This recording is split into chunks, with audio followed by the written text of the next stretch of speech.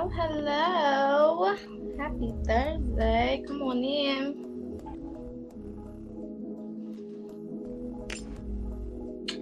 We're going to give y'all a second to get in here before we get started. Throne Why talk. on the Throne ground talk.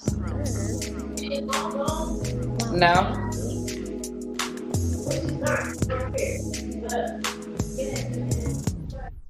Per se. Hello, love. How are you?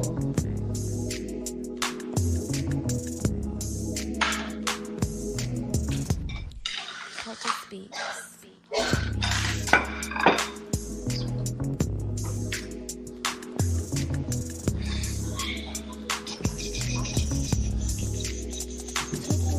That is wonderful. I love to know that y'all are doing so well. Oh, I'm tripping. I promise y'all, if I probably would never keep my phone charged if I didn't have children and I didn't have business. I would not keep charged.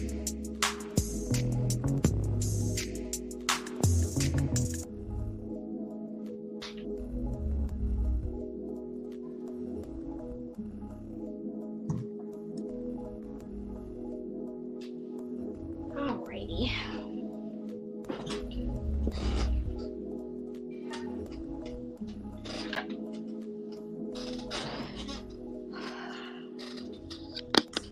I want it to look like I don't got no damn clothes on. I look naked. Okay.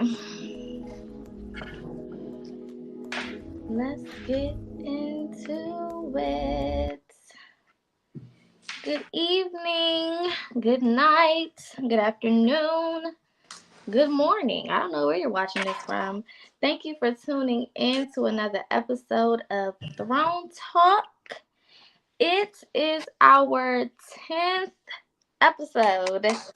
We have made it 10 consecutive weeks. I don't think y'all know how much goes into this to be doing this 10 weeks back to back. Woo! On top of our schedule that we already have in our regular lives, and then this, it has been a journey. It has been very rewarding. Nevertheless, we are definitely humbled to be a part of you guys' routines on Thursday night, and you have become a part of ours, and we are just so happy to be locked in, twin. Of course, I am one half of your co-host, Poca Speaks, and this is my beautiful other half, Miss Empress A. So happy to see y'all. Thank y'all for being dedicated. Thanks, guys. We are Thank super, y'all super for thank y'all for excited. coming in and doing what needs to get done with this healing journey. So if you literally made it to number 7, you already cleared out one cycle, and then number 10, you come in full circle and it is over. So whatever cycle you just completed, congratulations. I'm so proud. Per. So tonight we wanted to do something special for our 10th episode. We wanted to make tonight's episode a little bit more personable, kind of opening up with you all about who we are, how we got to this point in this stage in our spiritual journey. Hopefully, giving you some insight that is helpful to you on your current journey, and going through a little bit of that. We'll also be kind of talking about why we chose spirituality. That'll be intertwined in what we're discussing tonight as well, because we are spiritual beings, and this is technically a spiritual platform.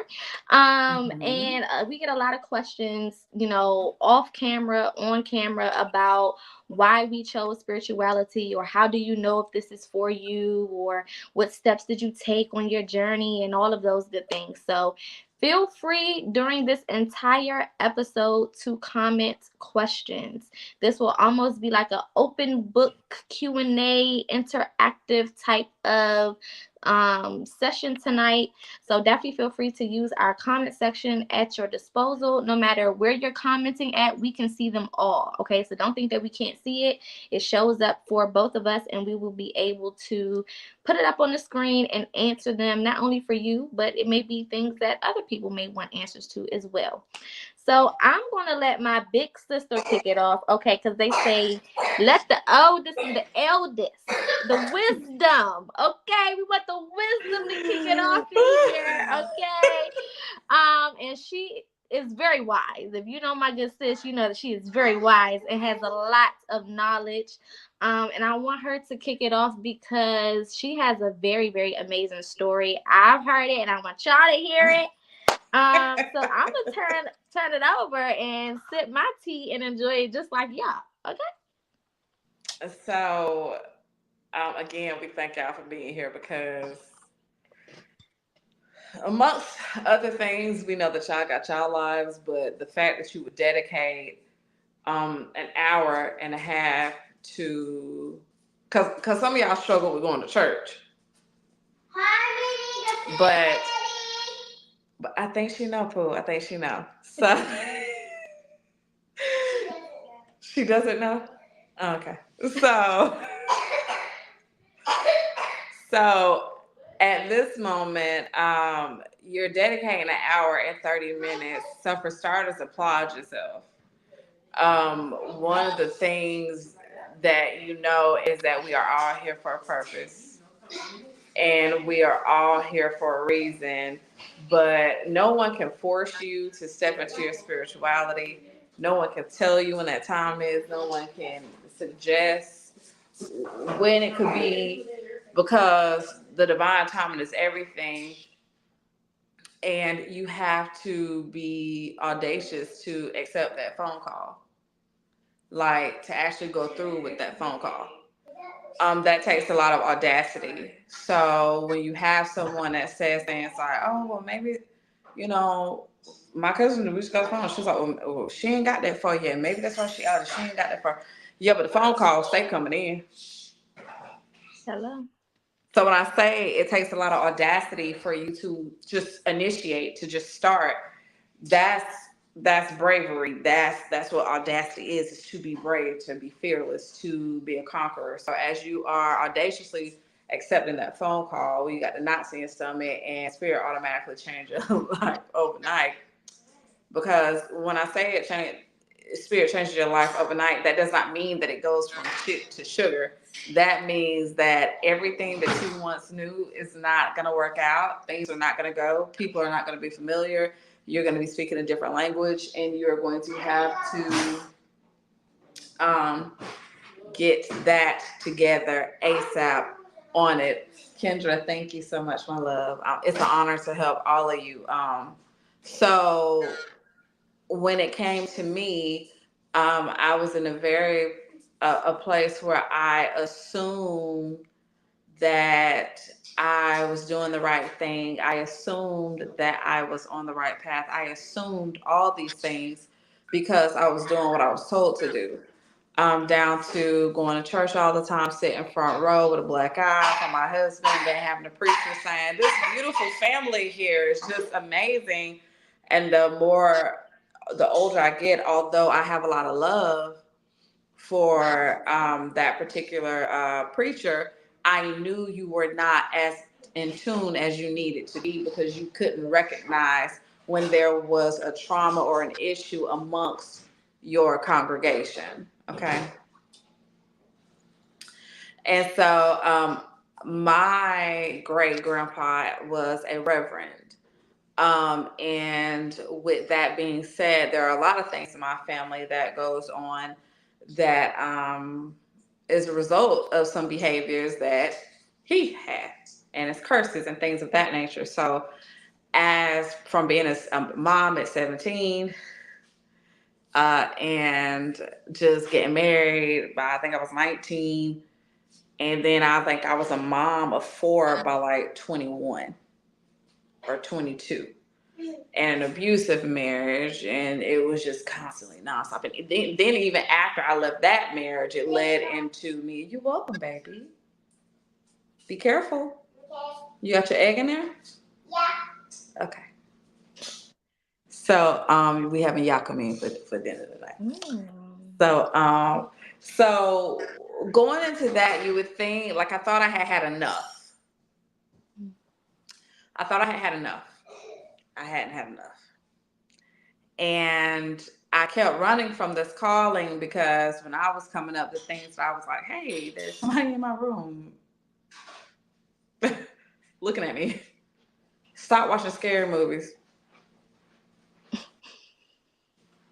And then The Sixth Sense, when The Sixth Sense came out, that was like one of my favorite movies as a kid because I finally felt like somebody understood. Somebody could understand what was happening in my life. So it's still one of my favorite movies. But so moving on, after I walked away from that marriage, just simply because I got tired of every Mother's Day for like 3 years in a row having a black eye. I got tired of not being able to see my friends or go anywhere or have a life. So I was already forced to be an adult. And it was like I had been an adult since I was 12. And it was like, this is just my life. This is what I do. But it was psychosis. I was stuck in psychosis.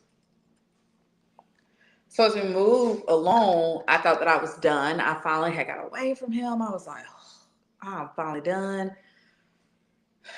And it was almost like I left one hell and entered another.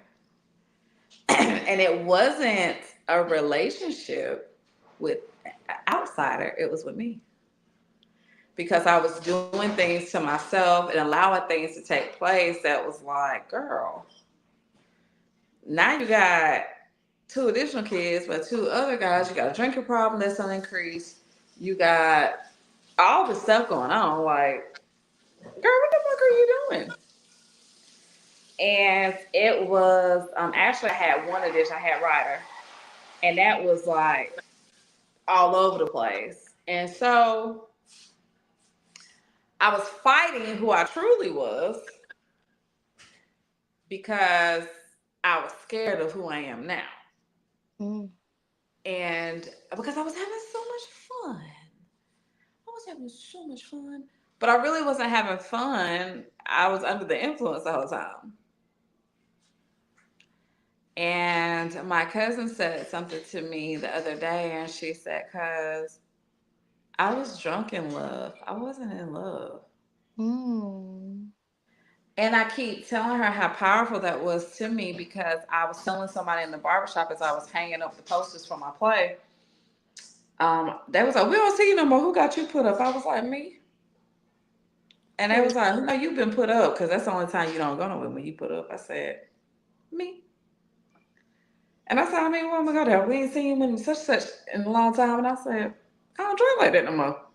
What are I gonna do? I can go to the restaurant and get a cocktail."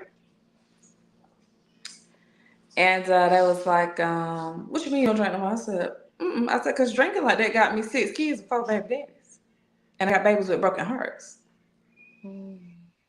So when I hit baby 5, I was 28.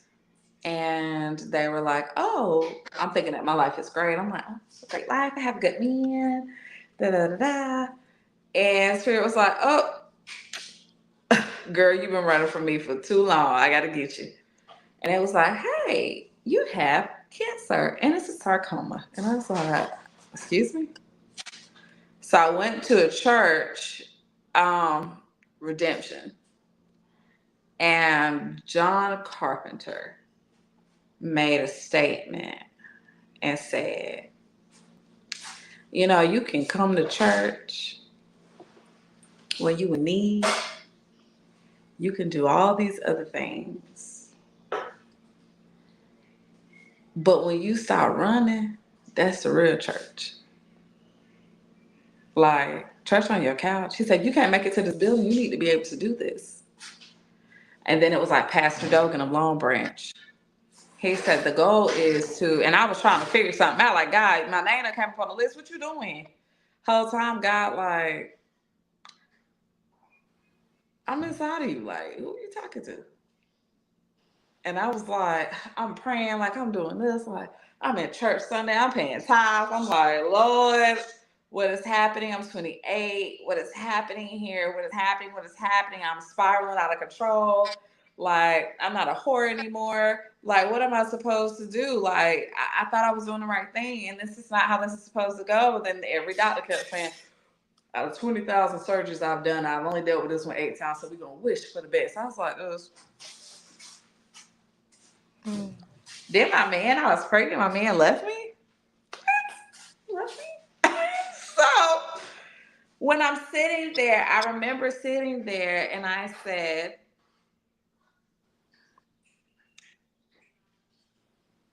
I need help. And I was tired. I was so tired. I mean, I was tired, but I wasn't tired enough. Like, I wasn't tired enough. So after I had these surgeries, I'm like, that ain't cancer, that's a spiritual attack. That's what this is. Like, this is bigger than what I'm thinking that it is. And so y'all, I literally went to have Gianna. And Gianna's something in her umbilical cord was basically like keeping me like rolling. And I was like, this is pretty cool.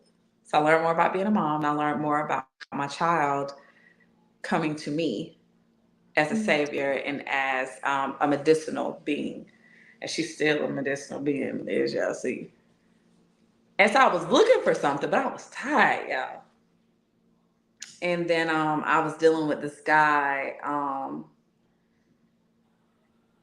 and he was the world to me. And I said, okay, we bad, happy, we good. And he got killed.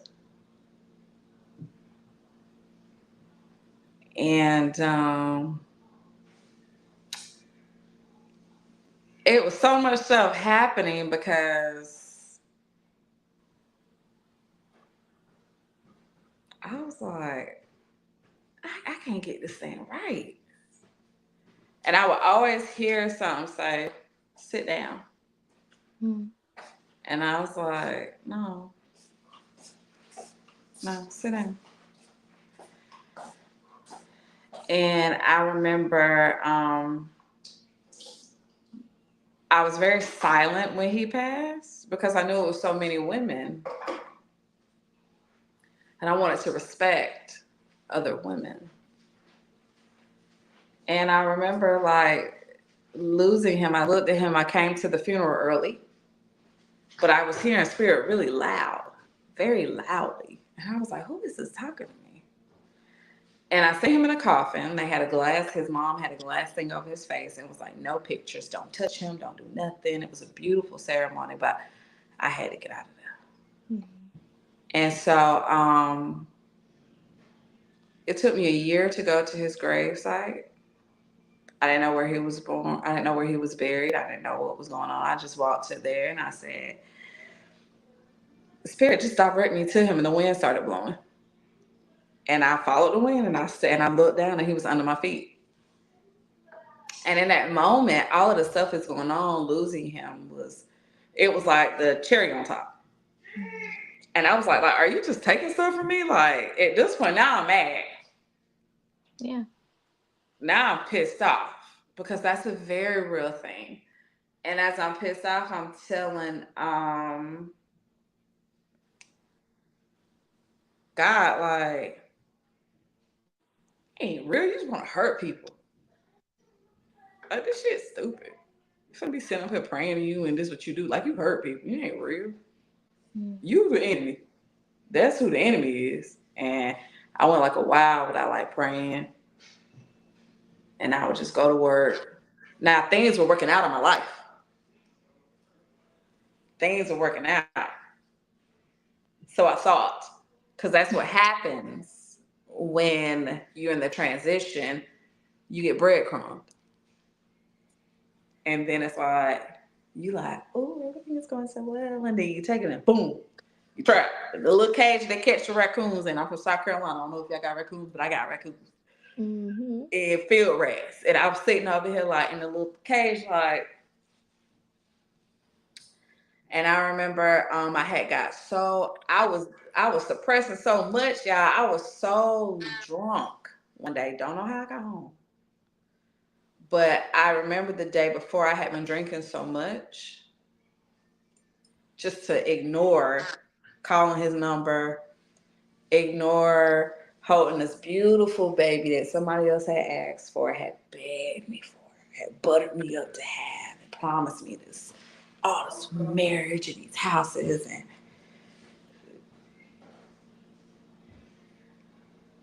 so now I'm holding this beautiful baby and I'm like covering this baby like, oh, it's just everything. Then it's like the man who really loved her as though she was his is gone. And then I'm like, I just keep losing stuff. But then everything starts going well. And when I get into the circle one day, I was so drunk, y'all. I threw up in the middle of my bed. I had never I was the drinker that don't do that. I don't do that. Throw up. I don't do that. I've been drinking since I was 14. I don't throw up. We don't do that. Right. And I remember I had prayed the day before, and I said, God, let me find happiness. I said, I don't really think you like me, but if you can hear me, let me find happiness outside of liquor. I'm tired of getting drunk and I don't know how I got home. I done got a DUI, I done fucked up, like I done did all this shit. And it was crazy because even when I caught a DUI, by the grace we beat it, even when I caught the DUI, y'all, I was asleep at the light. Mm-hmm. But that was spirit, like I'm gonna pull you about this thing. But now I gotta intervene Right. because you out here and I'm like, but when these things were happening, the spirits are around you, literally watching you like this.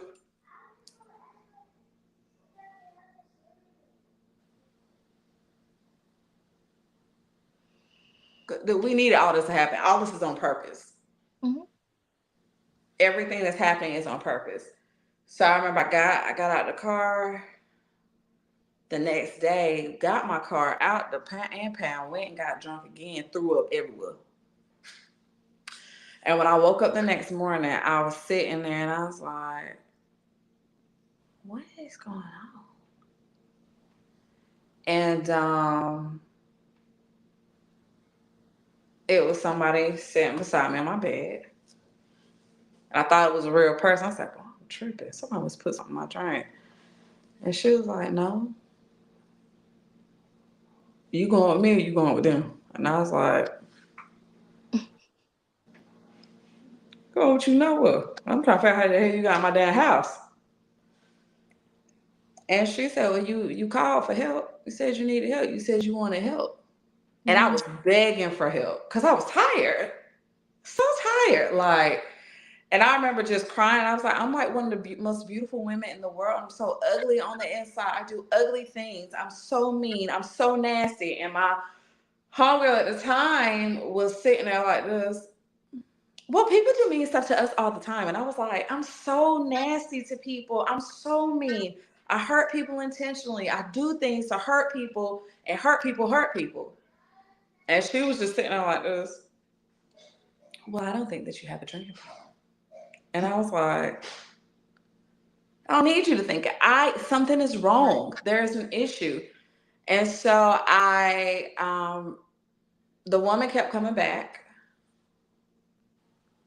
And it was two women. And when you are really going into your spirituality, they will come get you. And if you fight it, you will make this shit 10 times worse. By the grace, I was like, come on. And I remember when I seen my shadow self, that's really when I made the decision. It was 2020, and I sat there. I had been going through the spiritual journey for so like back and forth, and people be like, "Well, your ass be knowing what the fuck you be talking about." I'm like, "I'll just be knowing it ain't even nothing like that." But I would hear God, holler at God, and be like, and then I was like, "I'm not praying to Jesus. I don't feel right," and I got mad at God, and then me and God we got into it. Well, I got into it myself. And God was like, let it all out. I need to know how you really feel. Hold on, y'all. I need you to know how you really feel. I need you to yell these things at me. I need you to curse. I need you to let it out so we can bring it up because you got a problem. Your throat chakra is you bring it up say it. And I was pissed. So as I started to say, no, I'm not ready, something was like, go with her. Because if you go with her, and I look to the left, and I just seen a girl that looks very similar to me, but half of this face was missing, and her eyes were stitched closed, and her mouth was stitched closed. Mm. And I was like, what's wrong with her? And she was like, you tell me. And I was like, what do you mean? And she was just sitting there, but she was reaching, and I was like, I can't stay with you, girl.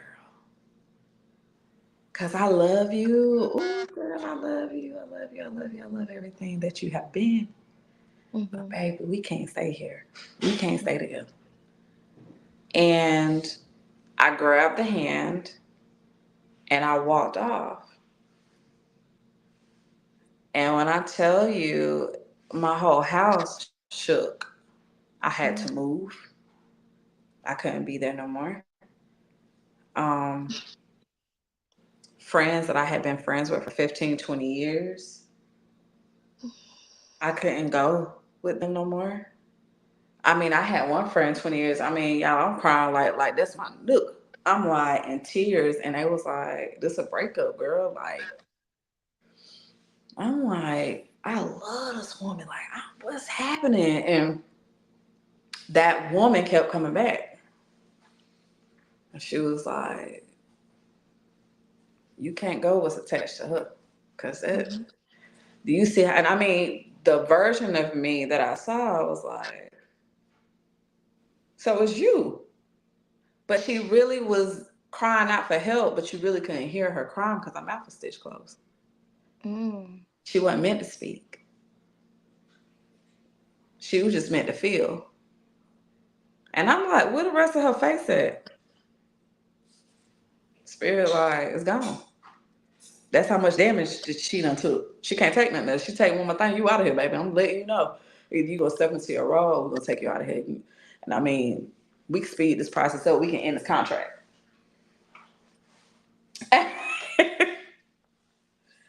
Anisha, don't yell at me, girl.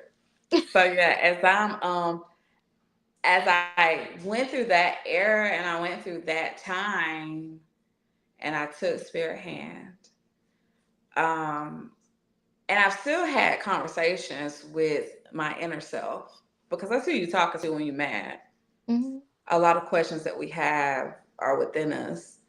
And when I tell you, I honestly can say, I was talking to a guy yesterday, older guy, and he was talking about the Bible, and I nicely said, hey, you can't.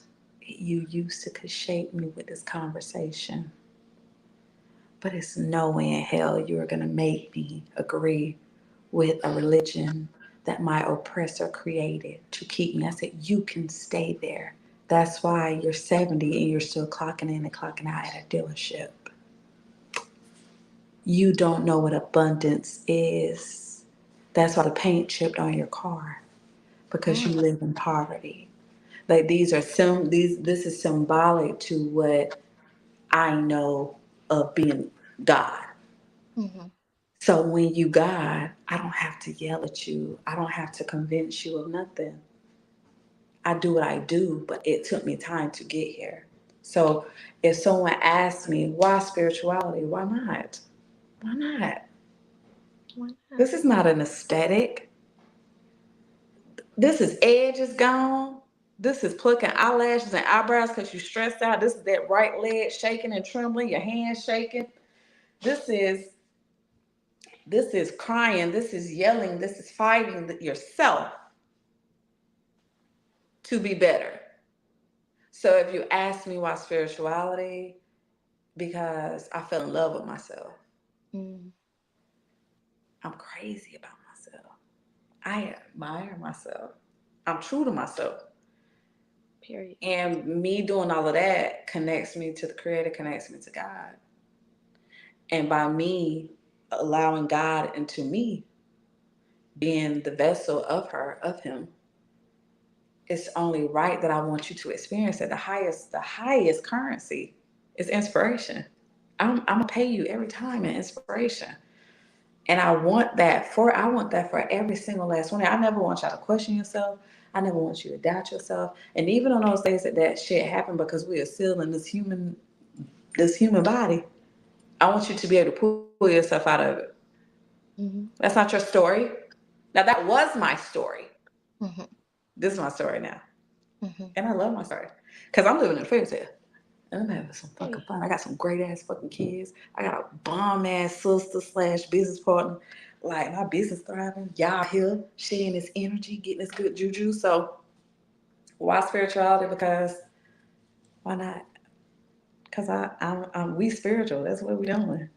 So it's very crazy how the creator does not choose saints. Okay. Mm-hmm. Because I need you to know something. And if you don't got no testimony, it ain't you. And that's okay. Appreciate where you at. Because this ain't for, it's a lot of people and rest their souls, however they transition, they unalive themselves. Mm-hmm. Because this right here is too much. I don't want to. Some of the things I know I can't handle that. So if you still going, congratulations. So this is why spirituality saved my life. Cause we can speed this up, we can slow it down. Mm-hmm. And I don't want to speed it up. I want to have my time, the divine time. So when y'all hear me and Poca telling y'all these things, even the story in the Bible, where the Creator told Joshua, they ain't listen to you because you want to show them your room. Show them your room. Show them who you are. Black Panther, show them who you are. Show them. So every wound I have, we share. I'm no different. Don't ever think I'm sitting over here and I'm better than you. Don't ever think I'm sitting over here because I'm a writer. I'm a mom. I'm this. I'm that. Don't ever think that we don't relate because I'm just like you. And Mm-hmm. your story is just that. That's your story. That's a chapter. Now we're moving on. Mm. We moving on. Let's write it. Let's write a new chapter. We get to write a new chapter. And you're amazing. You're beautiful. That's the thing. And then here I am healing, and I met this beautiful thing, and we locked in. Ain't no switching up. Listen, ain't no switching up. You understand? None. I love it. I told y'all she had a bomb ass story. Okay, y'all was in them comments like she said I'm yelling at the laptop. I told you. I tried to tell you that story is Listen. key because it's so relatable. Everything that she experienced, and this is why healers, fortunately and unfortunately, have it a little harder because we have to be able to relate. It is through our relation of experiences that we are able to heal because we can connect to you on levels that only a person that has experienced that can connect to you on. And this is why, listen, I don't care. I believe in spiritual hierarchy. Okay, I believe in wisdom, and I believe you give people their flowers because of what they went through and who they are and what they're here to do. And I know my sister's purpose is so big and so bright and so grand. And I'm And giving you your I'm flowers, sis. just I'm giving you your flowers. you gotta get him. This way, this way. You gotta get him. You gotta get him. Okay, because this is only the beginning, and the fact that she's made it out of all of these things and still has not reached the pinnacle, baby. That's scary. Okay, that's scary. A person that done been down like that and has accomplished so much, but still hasn't reached the tippy top of that mountain. That's some Listen. energy you don't even want to fuck too much with. That's something you want to You just be careful with. you just and I'm gonna tell you something. Even down to being homeless, even down to being in the house with a child molester, even down to all of that. Let me Mm. tell you something. It's crazy to know that your story was already written. It's crazy to know that, but we got to get through the war zone to see the victory. Mm. And basic training. A lot of people in basic training, a lot of people in the war right now. But that victory, when you let that cannon off and you put that flag in the ground, and baby, you all, yeah. But I'm gonna tell you, poker. Let me tell you something. Talk about wisdom. I might, I might be the eldest, but the stories, and I'm so ready for y'all to hear a story, just because anytime that you're transparent, it just shows spirit that you're ready for what's next. When you're not ashamed of nothing else, you spirit be like, oh baby, you know that's what was your story. Now I know you ready for the main event. Now I know you ready. Like, that was just the introductory. That was chapter 2 out of 200. So what's coming after this, as we are giving y'all these testimonies, what's coming in these trials and tribulations, what's coming after this, I'm so excited to see what else Poca is going to exude in, what else she's going to do. Poca be popping shit. It's times I be like, sis, I'm gonna call you. Reel it in a little bit. I be having to reel it in. Bring me back.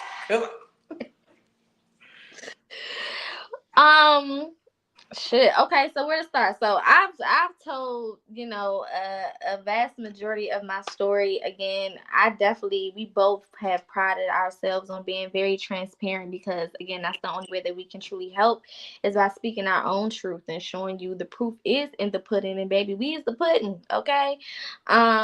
So I come from a very religious background. For those who don't know, my grandmama to this day is Dr. Apostle. Okay. And she will not let you forget to put the doctor in front of that apostle. Okay, period. Because that's the type of family I come from. Titles are very important. Religious titles are even more important than worldly titles or spiritual titles. Okay. And my family is all about the way that it looks rather than the way that it is. And that, gave me a crazy up and down roller coaster of a life. Coming from that background, you grow up, or are raised with people who feel like they can't do no wrong. And it is very hard being human and being vulnerable and being who you are and living in your truth when you are surrounded by people who make it a point to put on a facade. There is no open door when it comes to be who you are, even though we preach come as you are. Don't come as you are for real. Okay? Come as you are enough that we can tolerate that shit and it's Come okay. as you up here. Come as you Yeah, up here. come a little bit. Just put a toe Not a in. lot. Don't do too much, because we too judgmental for that. We can't take that, and that's going to remind us of our own issues and problems, and we don't have time for that. We are perfect people. We are Jesus and God's best friends, and we don't do no wrong. So whatever you talking about, we don't know what you're talking about. Okay, whatever traumas you're trying to say we caused, we don't know what you're talking about, because we lift our hands in the sanctuary. Okay, so I don't know what you're talking about. We give him the glory every Sunday to Sunday. Okay, 7 days a week, 365, 24/7. We are praising his name. That's the facade. So growing up in that type of environment, on one side of my family, both sides were Christian and, very, I would say, religious. But my mother's side, that's the Pentecostal. Run around the church, stay in there for 48 hours, singing the same songs and shouting around. And then at the end of the day, they feed you a little bit and give you a little cup of tea or some lemonade and a spaghetti plate to fried chicken in a piece of bread or something. Okay. So that was just normal for me, was to, throughout the week or the weekends, to be at church, to be in this place that was spoken of so highly, but behind closed doors, the hatred, the pain, the trauma, the secrets were drowning the people of the family, and those who couldn't get jiggy with that shit departed and went their separate ways. And me being, a part of the first family, I'm like, they make you look at those people crazy. Why would they leave a family alone? Like, what is wrong with them? We supposed to be together. The Lord said that we're supposed to come together when with two or three touch and agree on the same thing. He'll be in the midst and everything. Not understanding at that point how deep the trauma train really, really ran in my family dynamic, and how so much got swept under the rug. When you are a child growing up in that environment, our everyday church mentality was to go play church and to spend time with our cousins. We wasn't coming to church really for real, listening to what they had to say, because we didn't really know what they was talking about anyway. We didn't come to church to really want to be involved. We was forced to be involved because we was the kids, so we had to be the children's choir. We had to, do Children's Day and participate in the Christmas plays and all of the other stuff, and, do all of that. But as a child, we didn't have an intention to really come to church for anything more than spending time with each other, because we were cousins, we were family, and that's what we held on to. But the older we got, the more responsibility was forced on us. And my grandmother, the apostle, has this thing where she is so consumed with authority and power. And it comes from the women in my family, because their value was placed in the church. They didn't have, or was never taught, any actual value within themselves. They weren't taught to, be all that they can be, and that they are beautiful, and that they can do this and they can do that. I come from a very chocolate family. So colorism was very much so prevalent in the South, and white paper bag or brown paper bag test was very much so prevalent in the South. And this is the mentality that is now standing amongst the people who have their hearts and their souls open, wanting something, and they're being fed by people who don't even love themselves and were actually taught to hate themselves. So the contradictions and the hypocrisy started to just make me kind of, and me being the very spiritual child, me coming here for a purpose, me knowing my purpose very, very young, and having an understanding of it to a certain extent, I knew that I didn't fit in with this crowd. This wasn't my crowd of people. And I would just be sitting there like, is it something wrong with me, Jesus? Am I the drama? Am I the issue here? Am I the problem? Am I the drama? Like, what is going on with this? I don't feel like my brothers feel, or my the middle child, my mama's favorite. I don't feel how he feels about going to church, because he's a drummer and he's a man, and they love the men in the church. They praise the men in the church. The men in the church are so important. We need the men. So they were excited to go, and I'm just sitting there like, I wanted to go to the mall with my friends. Y'all pressed to sit in this building for all these hours. I don't want to be here. I'm not feeling the vibes. And then the Gemini in me, the air sign in me, is like, where's the logic in this Bible? The Bible is not making no sense. If God knows all, why the fuck did he still make the devil? And nobody can answer that for me. And I'm like, this is just 1 + 1 = 2. It's so basic. Why can't you answer that for me?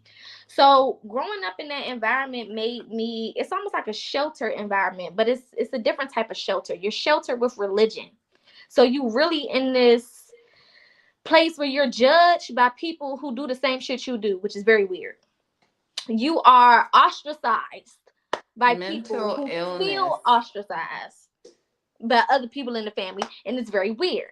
So it made me really step into my rebellious nature. Now, we're born with everything that we need to be successful, and rebellion is something that you need to be successful on this spiritual journey. But because it was not imparted into me how to use my rebellion, I took that shit to the umpteenth level that you could think of. So, baby girl, at 12 years old, well, at 5 years old, was molested. Didn't even know that I was being molested because I was at school. I didn't even know that that's what was going on. So the sexual energy was introduced to me on purpose though, because I had to go and heal that. But I didn't know that at that time. But that was introduced to me very early. Then I get to 12 years old and I'm introduced to pornography. And I said, oh, what is this? Listen, It's making my parts feel a little.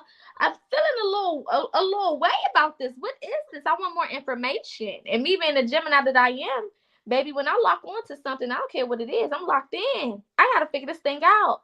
So I went what is into this feeling? What am I doing? what is it? What is my body doing right now? Because I've never felt that. So now I'm locked in. Now I'm on the sites, and y'all know we barely had internet back then. Okay, you had to really free nights and weekends. You had to figure it out, okay? But I was on that little flip phone on the little web page trying to find me a little Pornhub, little something, because I wanted to see what is this? What is going on? Not even knowing at that point that most of the women in my family had been molested. Not even knowing that most of the women in my family had been introduced to sex very early. I have no idea of this. But now this is my burden that I'm carrying around thinking that it's just me and I have a problem and something is wrong with me because I go into church and they talk about people who like porn. I said, oh, can they see me? I've been looking at my phone while I'm asleep. Who was in my window creeping last night and they know my business? But I didn't know that sex was a problem. I didn't know that one of my uncles had sex with one of my cousins and incest was in my family running rapid and nobody said nothing. And my grandmama was the pastor who was also the mother of that uncle. Nobody told me. I didn't know. I didn't know. So now I'm introduced to all of this sexual energy and I got to find something to do with it. So then I met masturbation. Oh, whoa. What's that? What did my body just do? I feel like I just got electrocuted in the best way I've ever had. Like, what is this? Now I got to do this all the time. So I'm 13 and 14, still haven't had sex yet, but I'm all in sexual energy. Mine completely effed up. At this point, I should be focused on school. I should be focused on other things. People should be imparting things into me. Not only that, but I feel unwanted because I was the only child sent to go live with my grandmama while my siblings was able to be with their mamas and daddies. I was the one that was sent away and had to be over here to myself. So it was just me. You would have thought I was the only child. Even though on some weekends I would go to my mama's house, even though sometimes I would see my daddy. But to me, I was the only child because I didn't get the love that the other kids got. I didn't get the attention the other kids got. I was by myself at grandma's house. And grandma was scary, so grandma didn't want me to leave the house. Grandma was so hurt and so much pain from the trauma she went through with love that she didn't even trust men. She didn't want nobody, she didn't want me to do nothing. So I'm in this prison. And my relief is what I was introduced to at 5 without consent. And this is now what I'm relieving myself with, not even knowing that I'm opening myself energetically to so many things that I can't even fathom. So by 15, I lose my virginity. And baby, once that bottle got open, let me tell you something about it. Ain't no shame in my game. I was shaking that thing. Do you understand me? 10th grade, last day of school, 10th grade. I will never forget the day, June 8th. You can't pay me to forget. It was the last day of school. I was ready to get the fuck up out of there. And my birthday was the next week. What? I was about to be 16. I'm grown. Who are you talking to? I'm about to go to I'm my going to boyfriend's pop house. this thing on a real. What? I'm about to go to my man's house. He about to come pick me up. And I'm about to go over there and I'm about to lose it. I'm about to just go ahead and go all in. And I lost it. And I thought that me and him was in love. I thought he loved me. He wanted me. And you know. Sis, I'm not laughing at the story because you know I know the story. I'm not laughing at the story. I'm laughing because. Listen.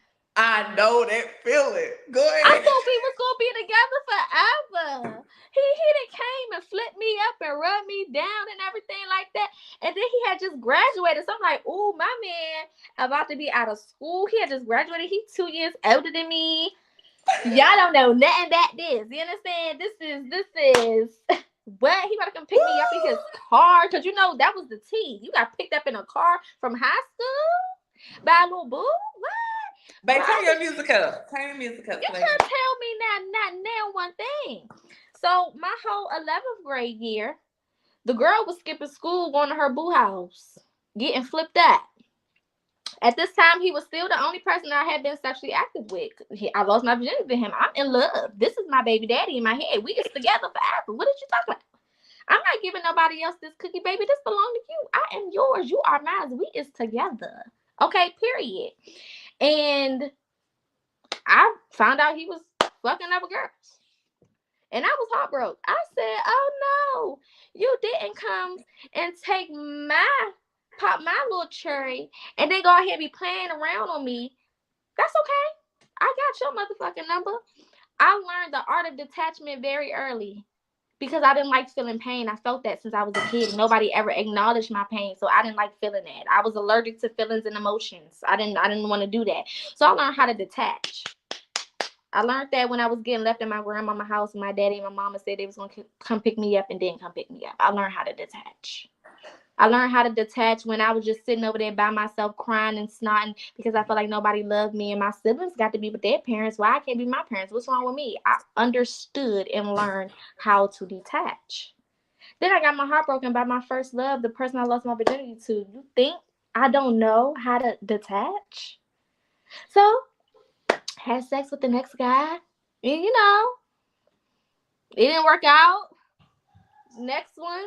It didn't work out. By this time, I'm a senior. I'm three penises deep now. In high school, you a hoe. You was a hoe. You done gave that coochie up 3 times, baby. You was a loose. What the kids say now? What the kids say now? Says her body count high. But mine Big Gemini, the only way you gonna know my secret is if I tell it. Because I made sure that the people I messed with was just as private and secretive and sneaky as me. Nobody's going to find out this tea. Do you understand me? Hell nah. Hell nah. I pride myself on a secret experience.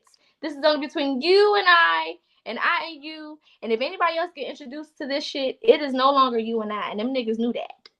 But what that also told me is this coochie got power.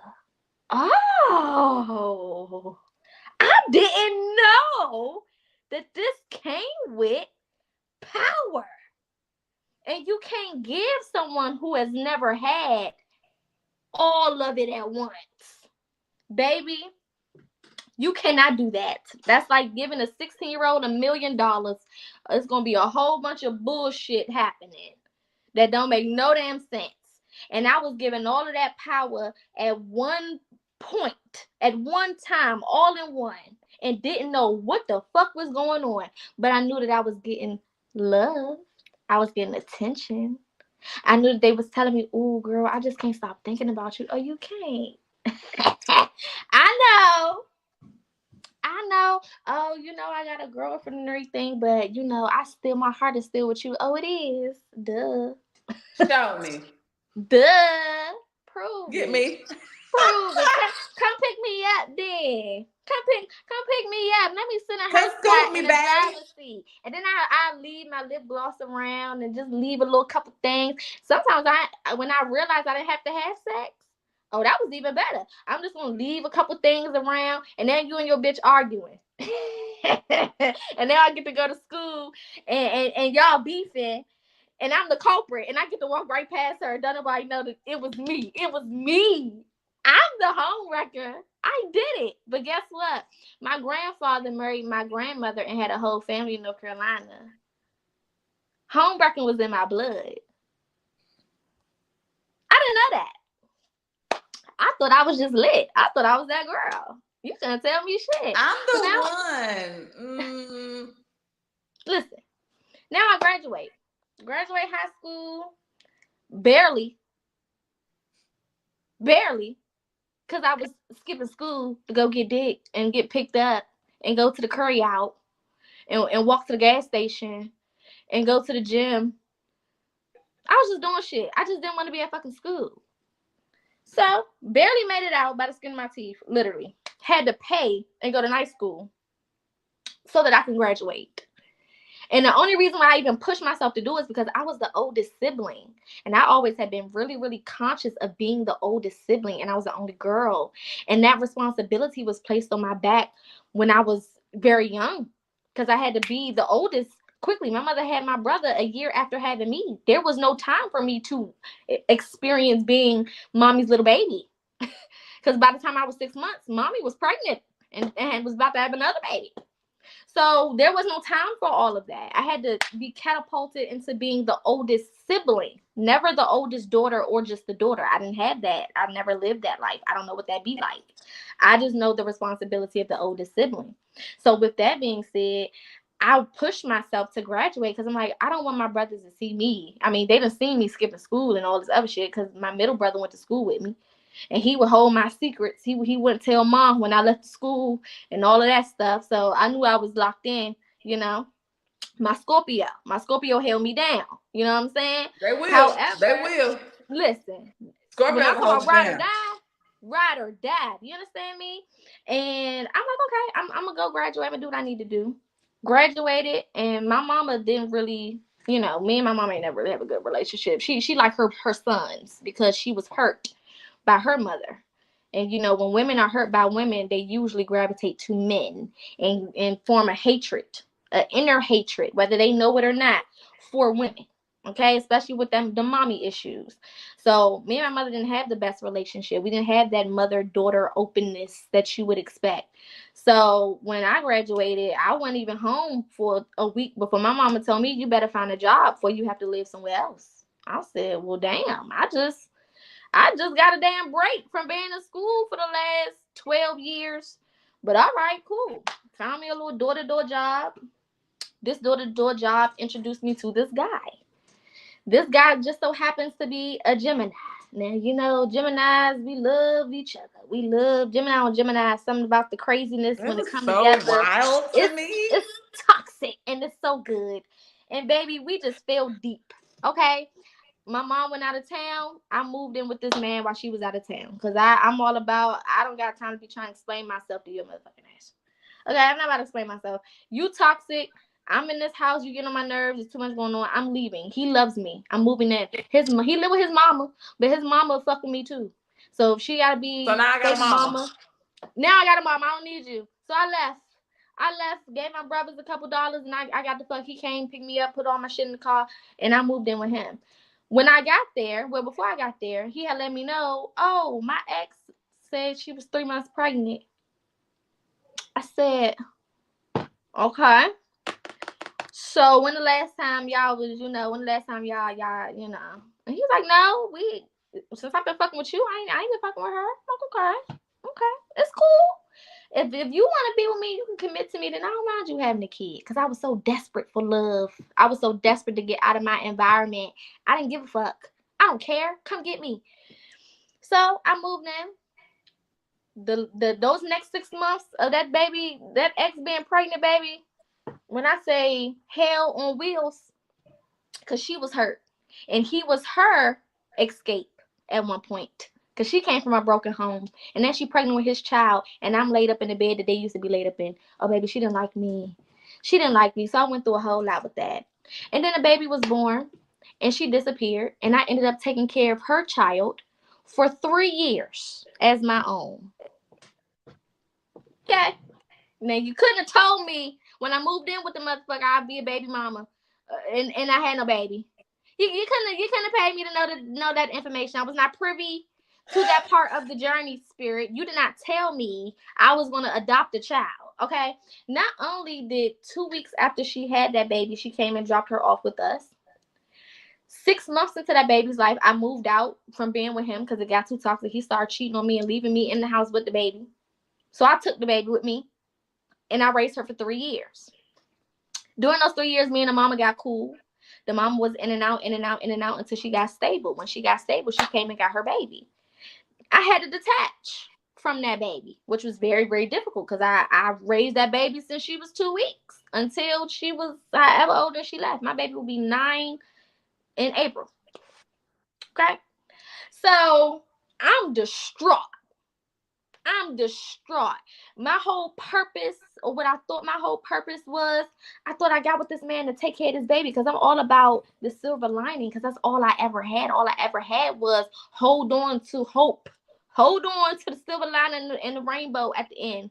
Because, baby, it don't look like you're going to have that. But the optimism in me which was the higher self in me, kept me going because I knew it was better coming. I just knew it. I didn't know when. I didn't know how. I just knew it. I had a You can feeling. smell it. You can taste it. You can see it I in just your knew it. dreams. I had to keep going. I had to keep going. So 2017-ish, 2018-ish, years have gone past at this point. And because my family was Christian, I know a lot of people. We grew up around a lot of people. My family also had gospel groups. My grandmother had a gospel group back in the day. My grandfather had a gospel group back in the day. I run into who will become another one of my exes.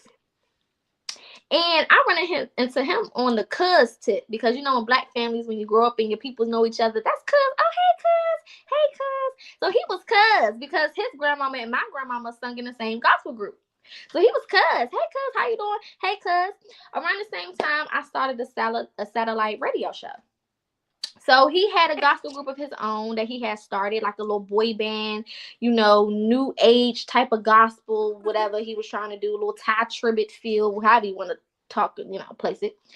And I'm like, oh, you can come on my show and promote your new album. Okay, cool. Mind you, this man is married. He's married.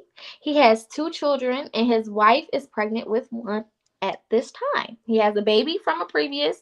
His wife had one, and now she's pregnant again. Okay. So he comes and does the show, and we click. He's a Cancer. So Cancers and Gemini, we can do everything but date. Okay? But we'll be the best of friends. We can do everything but be intimate. Because the Gemini and the air in us can't take the water in y'all. It's too much. It will drown us, and we can't do it.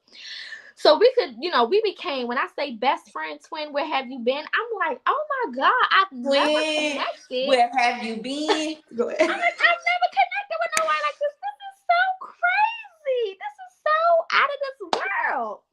So me and him just cool. We just talking on them cuz tip. And then one day he started flirting with me a little bit. I'm a Gemini. I flirt with everybody. That's just what we do. We flirt with everybody. Put a pin right there. That's just life. I'm gonna say between Gemini, Taurus, and Cancer, Baby.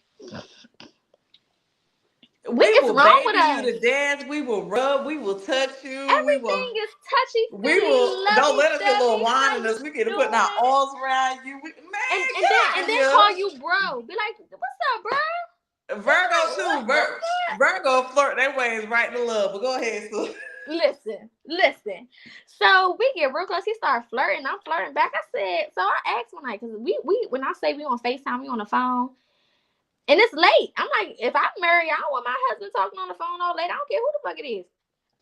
I said, what's going on with your marriage? Like, you on the phone with me all the time. You talking to me all the time.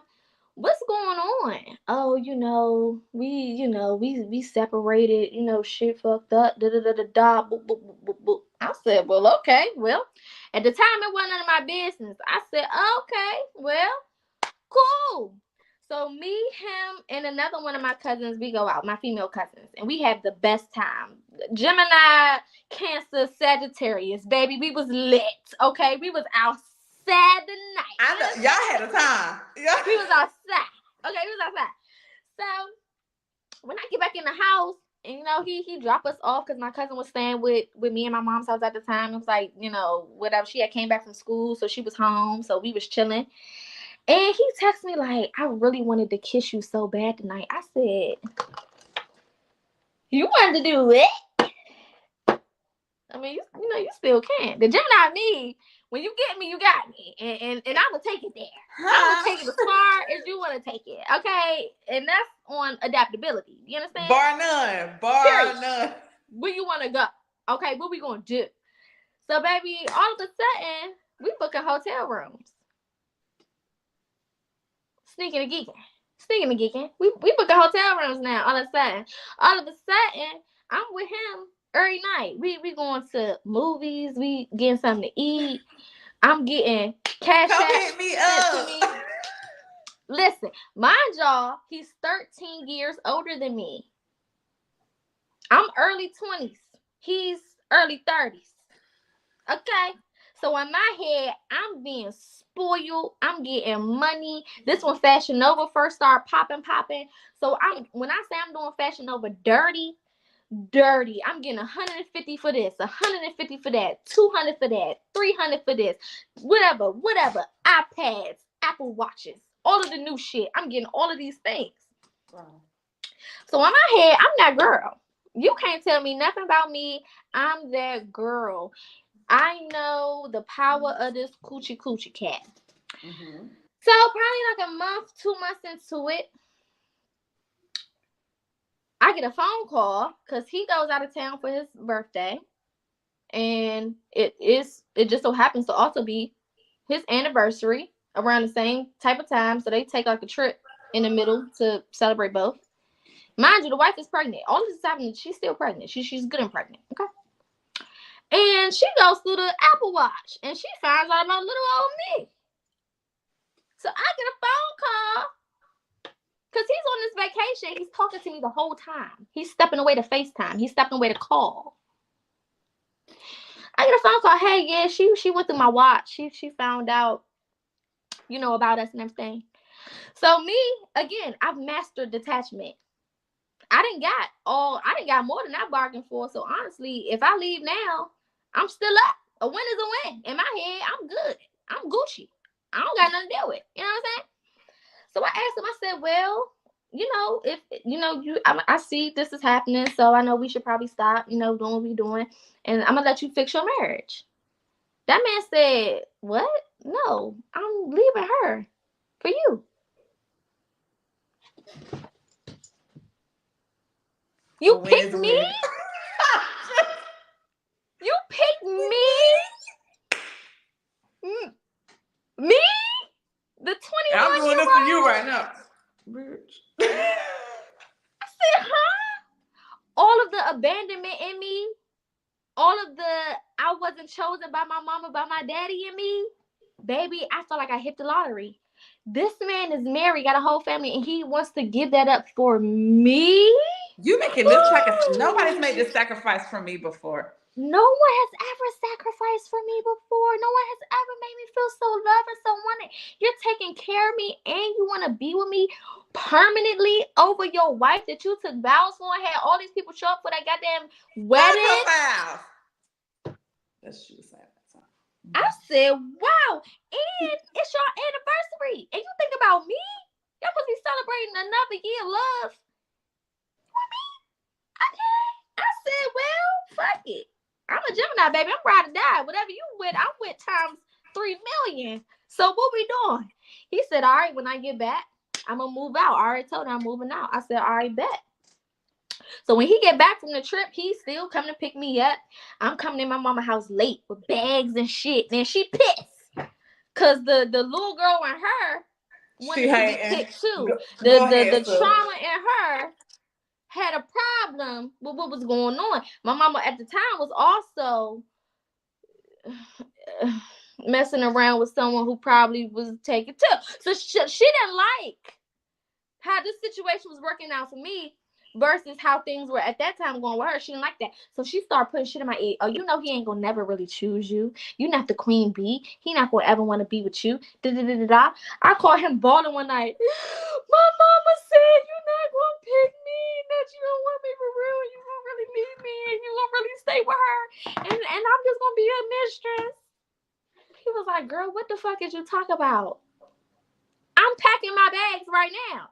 I said, oh, fuck my mama there. She don't know what the fuck she's talking about. I knew we was locked in. I told her she don't know us. She don't know how we love, how we get down. She don't know us like that. So my mama, one day I came in about 2 a.m. and she said, you need to leave your keys. Hold on, sis, because I feel like this is about to take a little... Baby, hand me that wrong right there. Because I feel like this is about to... Huh? Sister, I need a shot. Listen, pour you one, roll you one. The tea is about the tea. Hand me that Bacardi right there. The tea is about to tea. Is that why I look like that on the side? Oh no. I'm just cut somewhere right here. And basically, I was like, okay, so I was laying down and Was she taking braids out? no, I was just laying down and she was like, I was gonna use that charger and I was just You like, take out I'll herbal be up tea. there. You I'll be got up there candy with it. twice. I'm crying. I'll be. So look, y'all. So cardio. I ain't saying nothing about no cardio. my I said the mama tells Bacardi. me, go ahead and leave my key downstairs. I said, leave your key downstairs. This the key to the house, mom. How me get in and out? Well, you should have thought about that. Leave my key downstairs. I said, oh, so you don't want me here? You beefing that hard with me just because I'm going out? That's like, You that jealous? but what's going on? So I said, no problem. So I called him. I said, look, I need to come wherever you at. I need to be where you at because I can't be here no more. It's not going how we need to go. And he at that point knew everything I was going through with my mom. And like I said, he was my right hand, my ride or die. So he was like, all right, bet. He was staying at a friend's house. He's like, I'm about to come get you. Pack whatever you need, all that you could pack, everything that you would need, and I'm gonna come get you. So me and him slept on the couch for 3 months. Wow, because we were both on the church scene. And when I say he was one of the church people who was known that everybody loved, because he's a Cancer. If you know anything about a Cancer, they're the life of the party. They're the lovers. They're the jokesters. Everybody They be loves him. warlocks, but go ahead. Okay. He was so, when I say everybody loves him, everybody knows him. Everybody knows his grandmama. Everybody know my grandmama. So this is tea. And at the same time, my mom has a gospel group and we're singing. He has a gospel group and he's the drummer of his group and they're singing. We on programs together. We showing up in the car together. People trying to figure out what the fuck going on. I thought he was married. Why you holding his kids at the program? What the fuck going on? So I'm dealing with all of this for 3 months. Not only that, the wife, of course, she don't fuck with me. Duh. The first baby mama, she don't fuck with me. So I'm feeling like a problem. I said, damn, you got the church not fucking with me. You got your baby mama's not fucking with me. My mama not fucking with me. Nobody's fucking with me. It's but always pin that comment, sis. It's always the damn drama. It's always the motherfucking drummers or the musicians, period. They're whores. I don't trust them. So I went through all of that. And one day we was about to go out of town because his group had to sing at a church that was in like Connecticut or some shit. So we was like, all right, for the weekend, because we was still living on this person's couch and trying to find an apartment. So he's like, for the weekend, we're going to go get a hotel room downtown. We would sometimes get hotel rooms downtown just to do a little getaway, staycation. Mind you, I was spoiled. Okay? Spoiled. So this is like, you my daddy. That's the emotional gratification I'm getting out of this. I'm being taken care of. I'm being provided for. I'm being loved. I'm being emotionally taken care of. You are my father. You're stepping into that role. And the child in me is so pleased with what's going on right now that the adult in me can't see, baby, we're in danger. Shit is going left. So on the way to this hotel, I will never forget it. And this is why when sis was talking about how spirit will show up to you. Okay. I'm driving. Well, he's driving. I'm sitting in the passenger seat, past the princess, as always, as usual. And I'm looking in the mirror, fixing my little lipstick and getting my shit right so we can get out the car because he's about to pull up. And when I looked in the mirror, I heard so clear, you gonna pay for this. Now, I've always had a spiritual gift. I've always had the ability to hear spirit, see spirit in some situations. So I knew who this was talking in my ear. Because don't nobody just be talking in my ear. I either hear my voice or spirit voice or my granddaddy voice. And what my granddaddy said, you going to pay for this. You know that, right? I ignored it. I'm probably tripping. I'm probably just, I don't know. We was drinking, we just left the restaurant. We was drinking a little bit. I could be a little fucked up, a little tipsy, whatever. Got to the hotel. That day goes past. We get into an apartment. We move in together. By the time we move in, actually the day after my birthday that year, I had just turned 22. Moved in the day after my birthday. And I'm so pressed. This is my first apartment. My name is on the lease. I was smart enough to do that. My name is the only one on here. Okay, thank you. I knew enough to do that. And everything was going good until about October. I lost my job. So rent couldn't get paid. Because now we fucking with each other and the baby mamas is mad. Now they want to go to court and put you on child support. So that free money that we was spending and doing everything that we was doing with, baby, you can't use that no more. That got to go to your child support. Now you have court ordered coins that you have to send. Okay? So all that free money, Poker can't get spoiled no more. So now, because I lost my job, I'm looking at him like, okay, you're going to have to hold it down until I get back on my feet, because we was 50-50 in it.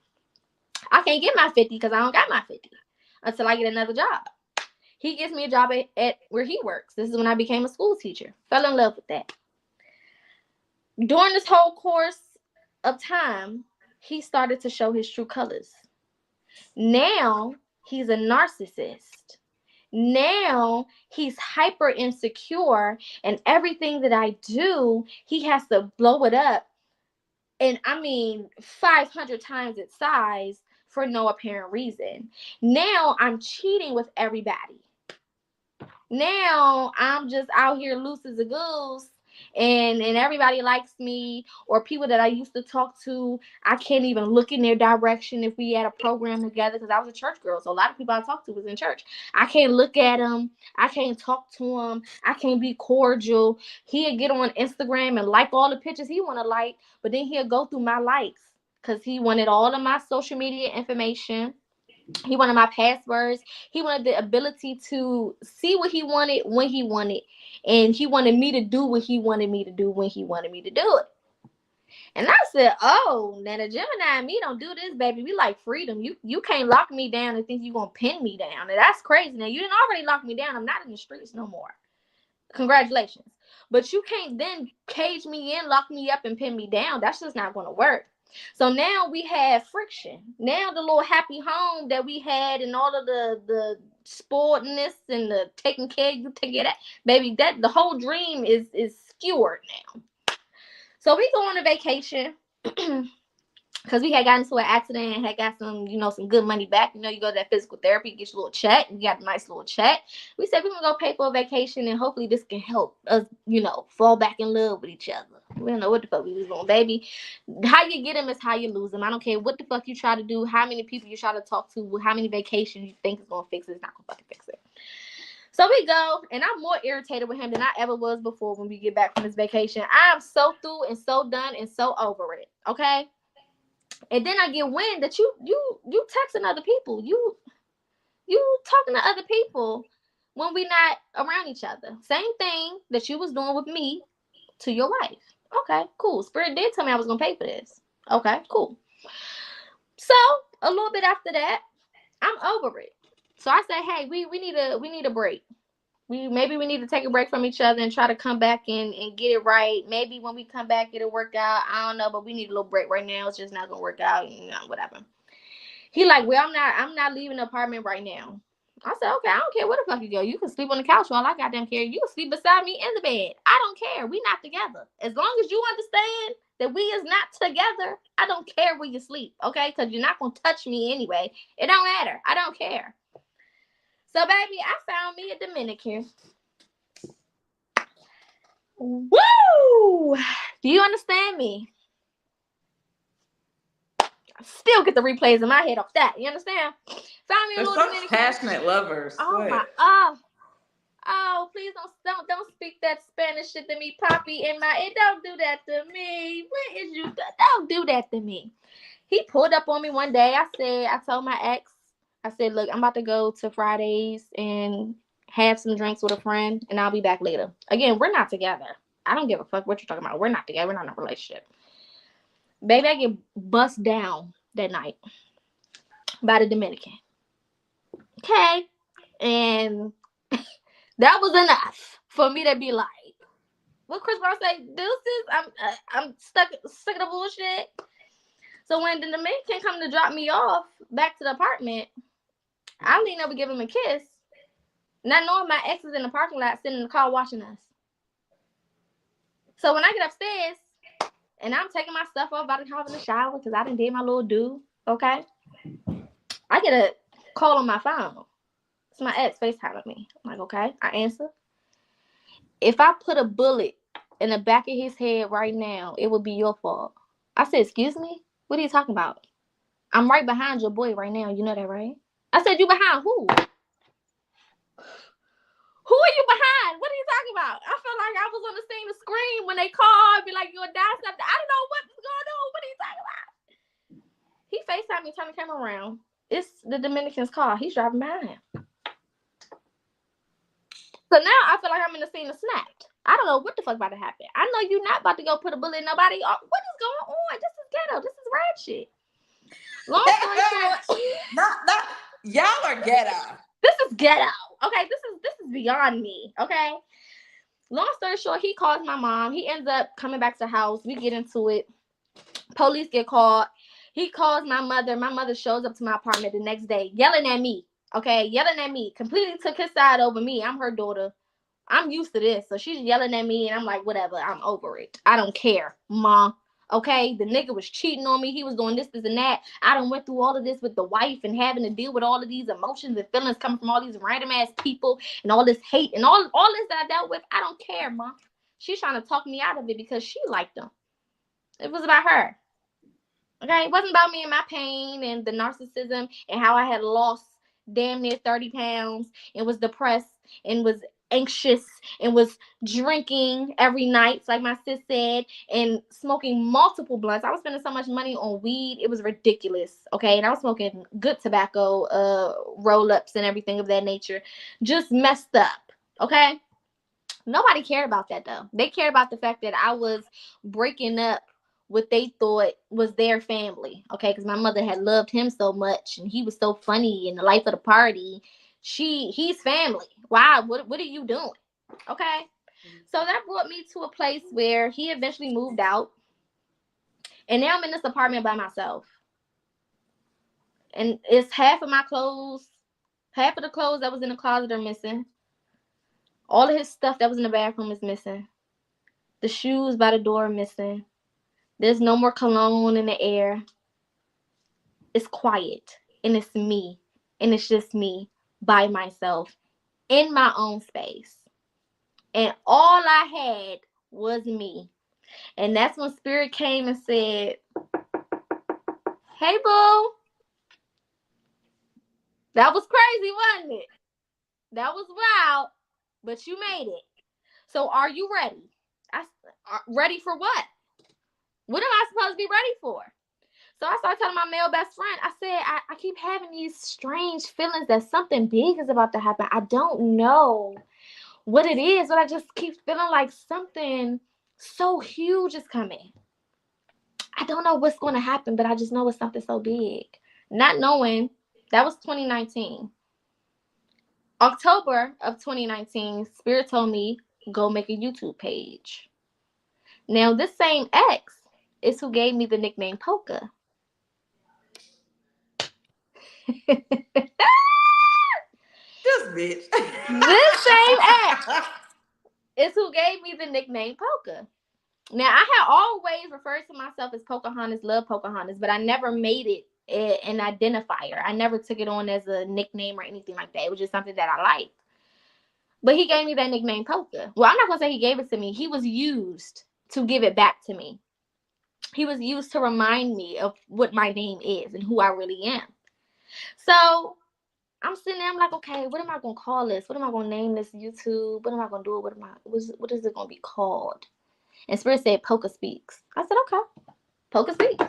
Made my Poca Speaks little YouTube, recorded 3 videos. I thought them 3 videos was going to hit. I'm like, oh, this shit about to eat. I'm about to go viral because Spirit told me to post these videos. Oh, I'm about to go viral. It's about to be turned up. It's about to be lit. I'm about to be lit, sis. I'm about to be out here. Okay, this about to be my started from the bottom, now we're here story. Okay, I'm about to really be. You wasn't with me shooting in the gym. Listen, getting out the mud. You wasn't with me. Baby, by the time January came, I was looking at them numbers. It was still like 15 views, 20 views. I said, well, that ain't it. Now I'm questioning myself. Spirit, was that really you? Should I have done that? Should I just delete this whole thing? Was there a reason? Was there a purpose? Whatever. Still working as a teacher at this time. Still have to see my ex because we both are teachers and we work in the same goddamn district. And every meeting that we have, I got to see his motherfucking ass there. So I'm irritated. So January 2020 comes and Spirit says, quit your job. I'm like, what the fuck? You're giving the worst advice. You told me to start a goddamn YouTube channel. That shit ain't going nowhere. And you want me to quit my job and I'm the only one here with money and an income. What are you talking about? What is going on in your head? I can't do that. But I'm going to work off rental cars because I was using my ex car. So now I had to pay for rental cars. So I'm paying money to get to work because I had to get to work and I had to be there very early. So I couldn't risk taking an Uber or anything like that. I had to be able to drive and do what I need to do. But I was spending so much money that it was taking money out of me taking care of my household. And now I'm behind in rent. Now I'm behind on this. I'm behind on that. So now you're telling me to quit when I'm already behind, and that's not making no sense to me, Spirit. What are you talking about? I need my money. I need income. Spirit said quit. I kept hearing that shit for a week. And every time I would go to work, they would piss me off.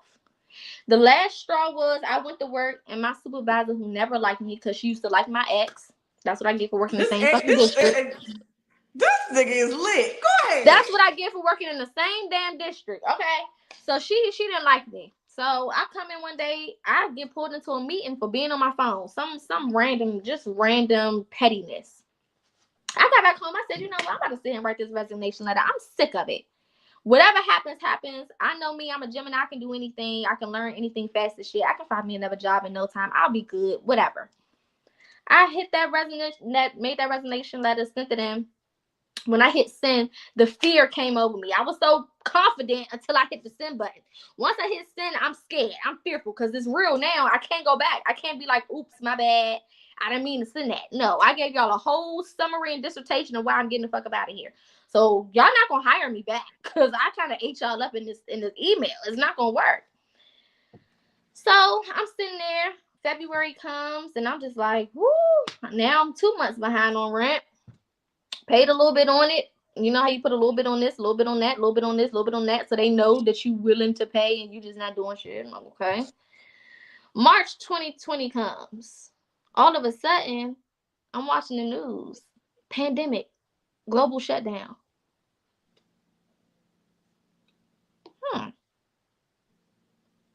Only special personnel are able to leave the house.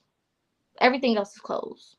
That means schools closed. That means other businesses are closed. Okay.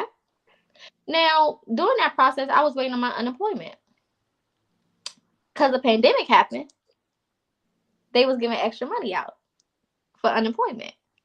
Because the pandemic happened, they was putting extra money on the food stamp cards. Because, baby, one thing about me, I'm going to use the government services. Huh? You can call me whatever you want. Huh? But I'm going to eat for free. Go ahead. Hello? Because we taxpayers, so technically that's money that you took out of my... Go ahead. Okay, because you're not going to shame me for being smart. Okay, but anyway, I said, okay. So now I'm getting more than what I was making as a teacher. Not only was I able to pay my rent, but I had money left over, which I've never had in my life. I've always been a paycheck to paycheck to paycheck to paycheck. Even with this man that I was living with, didn't matter. Always paycheck to paycheck. So when Spirit told me to quit my job, see, Spirit knew the pandemic was coming. I didn't know. Not consciously. The ego didn't know. The higher self knew, which is why the higher self pushed me to go ahead and send in that resignation. During this time of the lockdown, I'm on the internet giving my 2 cents, building up a following, not even knowing that people are following me and wanting to know what I'm talking about. Going on live and more people are chiming in and more people are chiming in, not even knowing, not paying attention to what's going on. All them numbers I was worried about on YouTube, I'm getting over here, but I'm not even paying attention to it. It's just completely going past my mind because I'm not focused on it. I'm just doing whatever I feel the need to do. Whatever my intuition say do, whatever topic Spirit say talk about, I talk about. I'm just following direction. All of a sudden, I was already playing around with tarot cards even before that, 2019 and leading up to that. Already Spirit was giving me, different messages as far as astrology, was already into all of that. So Spirit said, start doing horoscope messages. Just post them. Post them for free. Just post them online. I didn't even know nothing about charging people for messages. I didn't know about none of that. I didn't know. Spirit said, just post them. So I started posting them. and follow, share, follow, share. And then I started getting inboxes. Can you do a reading for me? I said, can I do a what? What is that, babe? I don't, what the fuck are you talking about? What's the cards? The tarot cards. Can you do a reading? See, how I was raised, it's not called reading, it's called prophesying. It's not called reading, it's called speaking into someone's life. Because I'm a church baby. So it's not called readings. It's called, telling somebody what spirit told you or what God, at that time I still thought it was God, what God told you. I'm getting inboxes. So now I'm doing readings. So then somebody inboxed me and said, hey, you should make a spiritual group. I said, I should? Okay, cool. Y'all know me, Gemini. Cool. Make a spiritual group. This is September. Okay, We gonna do anything. We down for it all. September, I make Melanated and Spiritual. By December, Melanated Spiritual is at 15K. I said, well, shit. How did this happen? How did we get here? You could not have paid me in January of 2020 to know that December of 2020 would offer me all of these new perspectives. And I would look around my space and not even recognize myself, let alone recognize my life. Not to mention, October of 2020, I got evicted because I wasn't listening to spirit. See, this is me learning my gifts. A week before that, or 2 weeks before that, I had a dream that the sheriff's office knocked on my door and handed me a pink slip, like they would give you at a job. Me, not really thinking, okay, and thinking that I just be dreaming, paying attention to it. Went out of town, came back, my shit was outside. I said, oh, that's what that dream is. Okay. But because I was spiritual now, because religion told me to look at everything negatively, but spirituality reinforced the positivity and everything. So because I'm spiritual now, I said, oh, I'll just go stay with my mother for a week, give me another apartment, because my money is good. It's not that I'm broke. I got evicted because of COVID, and y'all was fucking around in that office and messing stuff up, and they ain't like me. So, that happened. So I said, oh, no, I'll just stay with my mother for a couple days. Not knowing that I will be at my mother's house for 7 days, 7, completion. And then I would move into an apartment that was even better than where I was before. Had no idea.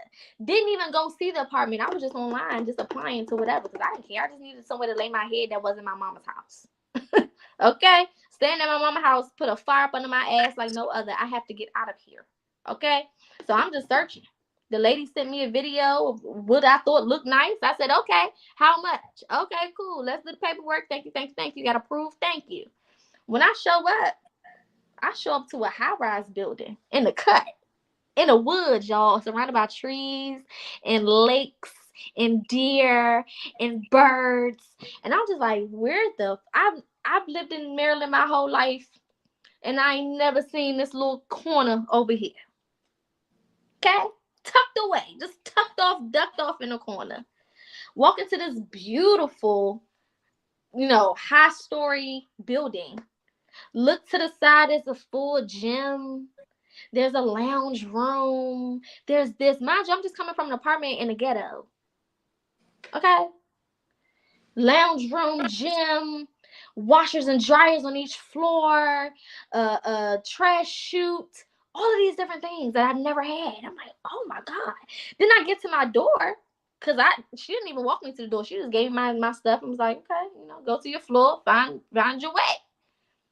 I get this, the keypad on my door. Because when she gave me the thing, I said, ma'am, you didn't give me a key. I'm used to, no, ma'am. She said, no, ma'am, there's a keypad on your door. This is an upgraded apartment. Oh, okay. She said what?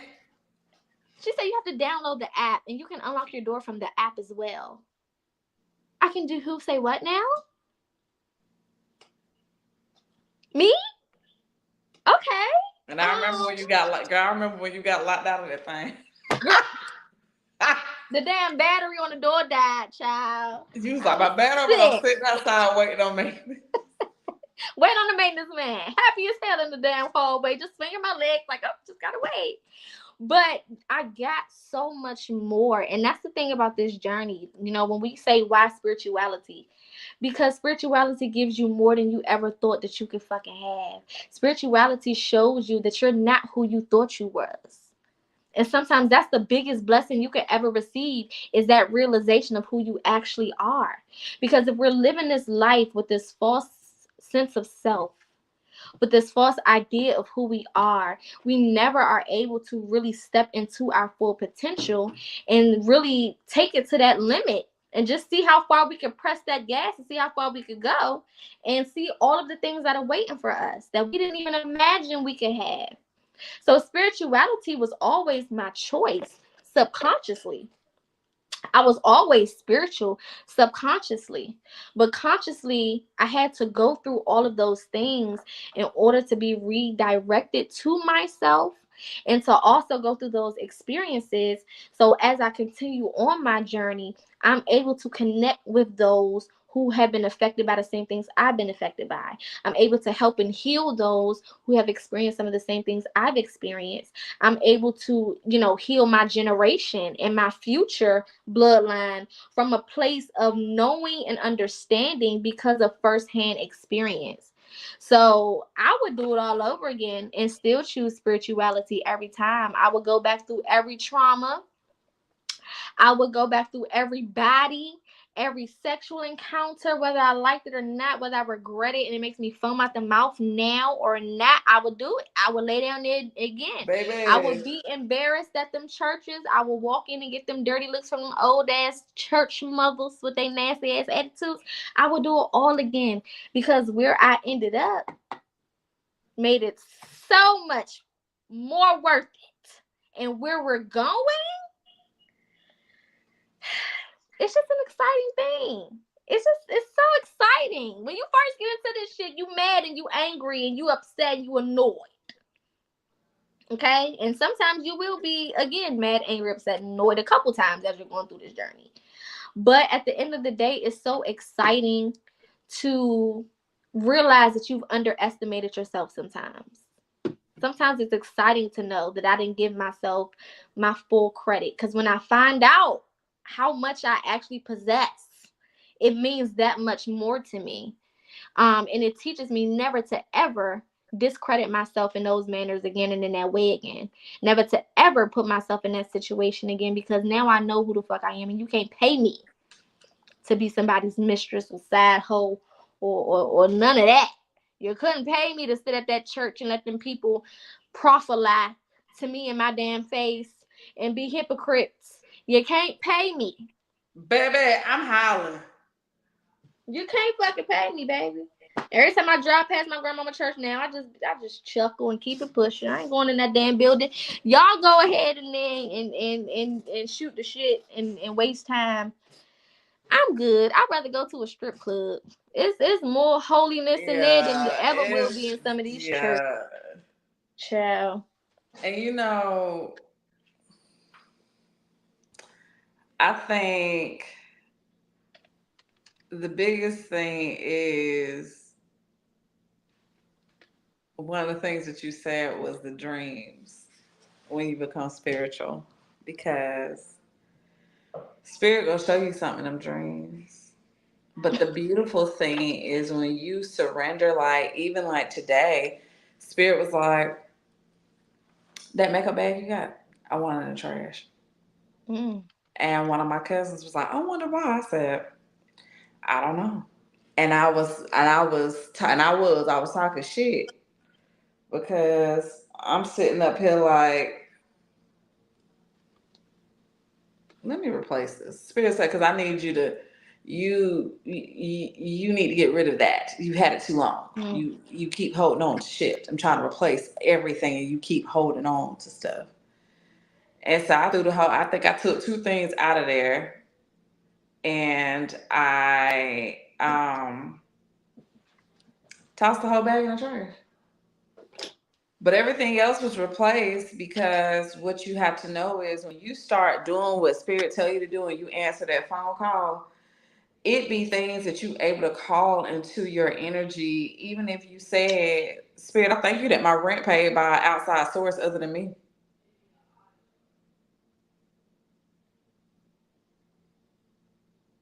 The same way that sis telling y'all how things happen and they put a hold on evicted people. They put a hold, they increased all this money, and then when it takes place and you say, because you gotta understand that's how powerful we are once we accept that phone call. Once we accept the phone call, listen to the plan, and then we move forward, you'll say, Spirit, I thank you so much for my mortgage being paid this month from an outside source. And somebody will call you and say, oh, girl, yeah, I just got help from such and such.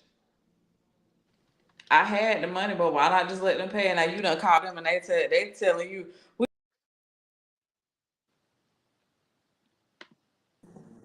not they telling you, we're going to pay your rent for the next 4 months. Oh, okay. Thank you. We just need you to get this and get this over to us. We got it. As a matter of fact, I can't get in touch with these people. I can't get in touch with these people. And I was saying your rent, I was ain't saying nothing else to you. You check the ledger and it say paid. Yes, it was paid. You call Duke Energy or whoever, Power, Georgia Power, and they say this account is being sponsored by Share. Thank you. Thank you. Because that's what happens. You are always kept, you are always taken care of, but you have to believe. You have to have faith, and you have to act in the law of assumption, because the law of assumption is actually exercising faith. So the more faith you have, the more, and that's what answering that phone call gonna do. That phone call and that conversation gonna pop every time. Every time. Portia said, why is it that every time I'm in my bed spiritually, I get pregnant? How can I stop that from happening? La Portia.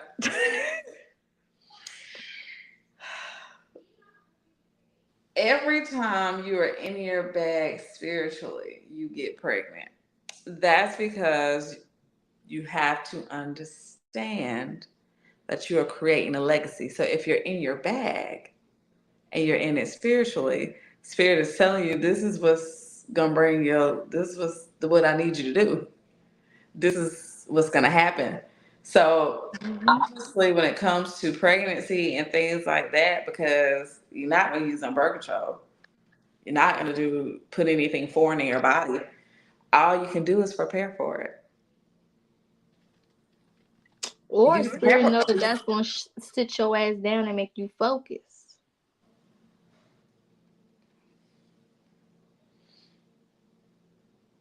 If you got a job to do and there's only one Cause way your to get cause you to your focus, cause your husband love creating with you, Portia. Cause honestly, Portia, you gotta ask yourself, what is it that you're supposed to be doing? And sometimes you have to, like she said, sit down, because Spirit really like, oh no, this is what you're here to do. You're here to expand. You're here to procreate. Like that's you're a mother. And you like, why I keep getting pregnant? You just need to keep preparing for it. And then the times that you're not pregnant, you need to be reassessing the energy. Like, okay, so what's happening now? mm-hmm. What's going on now? What am I supposed to be doing? Because when you're carrying, you are so intuitive when you're with child. So these souls that are having to come through,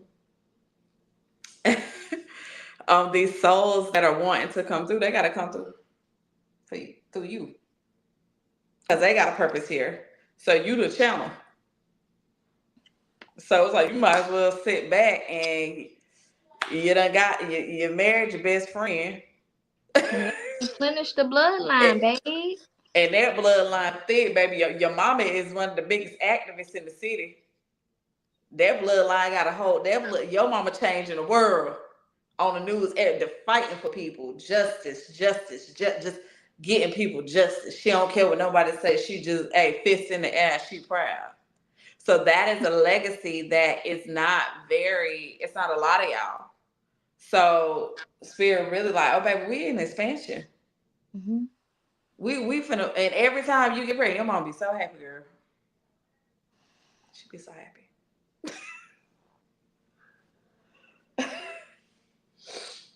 All right. I've always been a creative person, especially when it comes to ideas for businesses, but that Virgo in me starts overthinking and I question where I need to start or should be doing. How do I order these thoughts and ideas?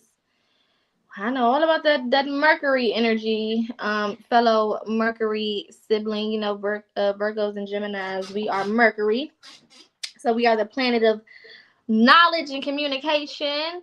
And that could be a lot, especially when you are trying to kind of put things into perspective and put things into focus, because we can have so many ideas and so many different things that we are into or that we want to do or that we feel connected to. So what I do as a Gemini, as a fellow Mercury sister, I usually write down all of my ideas, number one, because if you can get it out your head and get it on paper, that will solve half of your problems and your issues. And then I would go through each one of those things one by one, what is something that I can start on? What is something that makes sense that I can start on right now? That I have the tools to start on, that I have the information, that the knowledge to start on, and let me start with that. Give myself some time to go through that and see how it goes. And if it's something that I can complete, if it's something that I can accomplish, then I'll move on to the next thing, and so on and so forth. If it's something that takes up my time, then I'll spend time feeding into whatever that thing is and nursing it, or feeding it to see where it goes. So start with one thing and see how you feel about it. Another thing would be meditation. You got to introduce your spirit team into your process. Your spirit team is not going to over invite themselves. They're not going to bombard their way into your process and start forcing you to do stuff that they don't want you to do, and or that they want you to do, and things of that nature. So you have to invite them in. Hey, spirit, I'm at a point. I'm here hitting a dilemma. Okay, I need to know to start with this or to start with that. I need to know if I should go in this direction or that direction. And then pay attention to your intuition as you move forward. So, for example, if one of your ideas is cosmetology, and you go to spirit and like, hey, spirit, I don't know if I should go ahead and get started on this cosmetologist license and all of this stuff. And then you come out of that meditation period, and the next day you minding your business and you hop online and you just keep seeing people doing hair. Those are signs. Or if you hop on YouTube and you see ad for cosmetology school, those are signs. So you don't have to do it by yourself. We have a whole spirit team, a whole built-in GPS system. We have spirits that are there to assist us and help us with this journey, so utilize them, period. Anything you want to add to that, sis? I'm gonna say also with you, or how do you order the thoughts? With you being a Mercurian, like sis said, calendars, agendas, notebooks, notepads, whatever is gonna be your best friend. With you overthinking, because you are a Virgo,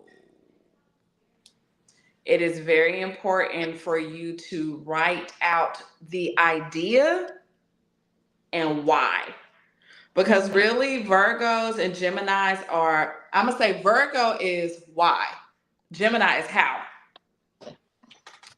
Gemini automatically, as a Mercury, they get it. They get that aspect of it. Where it's like, okay, obviously you gave it to him for a reason. How do it? Virgo is, I'm going to figure out how, but why? Virgo is that kid that the parents say, go mop that floor. Now, why do you want me to mop the floor and you just came out the kitchen and you're the adult and you literally have been here all day? I've been at school. You was out today. Gemini is, okay, can you get out the kitchen so I can mop? Now, what they think about you in their mind while they mop is a completely different thing. But both of those are equal to each other. It's just two different. It's like a why and how, why. So you have to write down the idea and why. And why, not why from the creator, because God is inside of you. The more you accept God, the more you figure out your whys. But why do you think that resonates with you? Mm-hmm. So on that notepad, you can write idea, one column, the next one, why does this resonate? Okay, write a children's book. Well, this resonates because when I was younger, children books were my safe zone. That was what kept me occupied and kept my mind off of, hypothetically, my daddy kicking my mama ass. Every time my mom and daddy got to fighting, my mom would tell me to go write a book, go read a Mm-hmm. book. And don't Okay. get too lost in the details, Virgo. Yes. Now, Virgos, you need to write the stuff down or organize it. And then, hey, spirit, light a white candle, put a glass of water right there. Spirit, I'm coming to you with this on the papers. Please help me figure out why. Like she said, welcome spirit in. Sit in meditation. Meditation does not have to look like this. Thank you. It does not. Meditation is journaling. Meditation is sitting in the car with no music on, your phone there, and you just sitting there with the car off like this. Those thoughts coming in your head, that's how spirit communicates. Spirit communicates and thought drops. Thoughts just start coming in. Answers just start coming to you. You're like, I don't know how I know that. Yeah, you do. Spirit told you. Mm-hmm. Also in the shower, in the bathtub, laying on the couch with the TV completely off and your phone above your head, and you just sitting there like this. Sitting, laying in the grass on your lunch break. You just Let's sitting in the say break room brain. by yourself. Yes. You are earth. Like You gotta laying in the grass, grounding yourself. Got your feet out there. You in the driveway, even though it's concrete, and concrete does interrupt a lot. But the intentions of it and the power that you possess, babe, is going to overpower that. It's going to supersede that. So when you standing in your driveway in that park up with your shoes off and you just sitting there, not Yeah. saying anything, go hug a tree. Hugging a tree.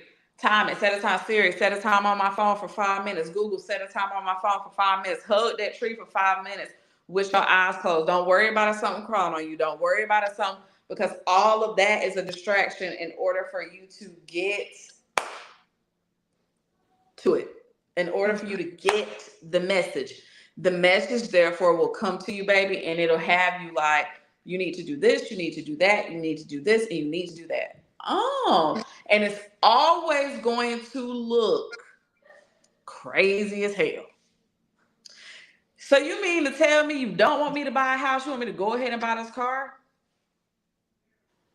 Then you go buy the car, you done got approved for the car, and now you got the car, and then spirit say, hey, heck of this job that you've been asking for that's paying you $75,000 a year. Mm-hmm. This is crazy. It didn't even make no sense. Why would you go buy a car and you need to buy a house? You already had a car. No, because this job that I got now might stay in Greenville, but I needed a reliable car because this new car, it has a warranty. It's better on gas. And guess what? Even though I stay in Greenville, my new job is in Charlotte. So I needed something reliable because I'm going to get that $75,000, $80,000 a year. And Period. while I'm driving and commuting back and forth, I am safe. I have great gas. I have great sound to listen. I'm protected. And then while I'm traveling to work, I'm meeting new people. And guess what? They told me about a program where I can buy a house through my company, and my company gonna help me do such and such. Now I Period. done moved my kids here. I got more money. I'm loving myself. I got faith because I trusted God to guide me up here to meet new people. Now I live here, and now this is a life I love living here. This is amazing. That's how spirit works, and things look out of order, like sis was saying to us. But Mm-hmm. spirit already knows. Spirit is all knowing. So write down those ideas, sis, because there's something bigger for you to be doing. There's something more Absolutely. amazing for you to be doing, but you have to get to the point where, because Virgo, you can, like Taurus.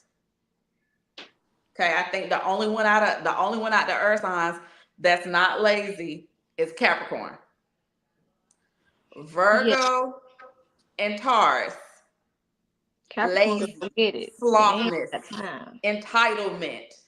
we feel so spiritually entitled that we don't have to do shit. You could get the answer to something, boo. And because it say the application got 50 questions, oh, I ain't gotta do that. It's just gonna Or happen. know-it-all energy. I'm above this. I'm better than this. I'm going to do this. I know Pride. this. Now Capricorn got us beat with pride. But Capricorn will get their asses up and get some shit done. Now they don't care if they Baby, gotta they go to will 10. have 13 jobs. Do you hear me? They don't care. Let it go. They don't care. So They work for you. Virgo, you can't when you write these things out, just write them out and welcome in spirit. Spirit, order my steps. Mm-hmm. Order my steps. Mm-hmm. Order what I'm supposed to do to get to success. And if it don't make, stop trying to make Virgo, stop trying to make it make sense. Stop trying to make it make sense. Okay, boo boo. Thank you. Just don't like, yeah, just don't. And the thing is, just don't, Virgo, focus on it making sense because it's not gonna make sense. You gonna be like, so you wanted me to. Now, why do we keep doing that? You wanted me to do what, and then come back and do what, but then you'll understand, like, oh, I couldn't know that because Virgo know it all would have got in the way. Because y'all do know, y'all the answer for y'all a compass, really. So it's like you know which direction to go. So And don't get obsessed with, Virgos. Y'all will outread yourselves. You'll read yourself into a damn ditch and do so much investigation and research that you didn't change your mind 17 times about the first thing that you didn't even went to go research in the first place. Okay, so don't get lost in the sauce. That's why I said don't get caught up in the details. The Virgos, one of your purposes in this lifetime is to move with the moment. That is one of the main things that you guys have to y'all learn need to be more here. present. Is to be more present and to flow better with the moment without having all of the information, because y'all are so obsessed with knowledge and details that And if you don't perfection. have it, you just like, I'm not moving, I'm not going nowhere, I'm just Mm-hmm. gonna sit here and just like, no. Okay, leave the details out of it. If it's being brought to you through your intuition, that means you have enough to go forward. That's what you got to know sometimes. If my intuition is telling me to do it, that means I have enough of it for me to go ahead and move forward with whatever this is. How would I know if my spirit guides are the ones communicating with me compared to my thoughts? Is it just signs or a sense of inner knowing? Did you not watch our higher self versus ego episode last Uh-uh. week? I Katina, think you should go you check need that to go out. watch that, Katina. Go watch it. So Yeah. with this one, go back and watch Ego versus Higher Self, babe. That's going to be very essential with your question. So, how would I know if my spirit guides are the ones communicating with me compared to my thoughts? Spirit guides are very peaceful. Spirit guides do not use aggression. Spirit guides always do that thing that makes you step out of your comfort zone. Mm-hmm. Spirit guides are very peaceful. Spirit guides are extremely quietly loud. And those will be signs in inner knowing. Now, to get to inner knowing, to get to the signs, you have to get to inner knowing. Because the signs can be coming to you, babe, and you gonna be like, oh, I just saw a purple hat. But the whole time, spirit, like, I'm showing you a purple hat because the person who you need to be talking to at work, favorite team is the Vikings. Like it be symbolic like that, where you'll be, it's the Baltimore Ravens. He from Baltimore. He got all Mm-hmm. the answers that you need, and you could be going off on this person, being nasty. This person keep being like, "Hey, good morning, how you doing?" And you be like, "This." And spirit like, I want you, cause I want you. Why I keep hearing Marvin Gaye? Yes. You hear Marvin Gaye, because in that song Marvin Gaye said, "I know you don't want me, but I want you." And Spirit telling you that's what you sound like. Listen to the song. The song is you telling this person that you want to be with them, and they don't want to be with you. So I need you to move on, because that's how crazy you sound. But it's like you get to the inner knowing, my love, and go watch that. Go watch that episode, and it's gonna answer so many questions for you, boo boo. Girl, I'm about to go listen to that. Now y'all know I love me some Marvin. Now I don't know why you I just did love that like Marvin. that. I got sidetracked just thinking about his fine face. Woo! Everything my sis said, I don't even need to follow it up. She gave you the same advice I would give you. Definitely go back and check that video out that we did last week on higher self versus ego, because that's literally going to answer everything in your question and make that a lot more clear for you. And take notes too when you watch that one. It was a lot of information in that one too. Watch the whole soul series. You know, we did a soul series starting at episode 7, I believe. We started with soul contracts and moved on to soul tribes. We went into higher self versus ego, and then we're here. Okay. Let's get one more question before we close out. What is some advice on being more trusting of your intuition? Every time I fully trust my intuition, I get anxiety, but I see the results. But I always get anxious. There's what's wrong with being anxious? But so this society made being anxious wrong. Anxious is it's really a form of excitement.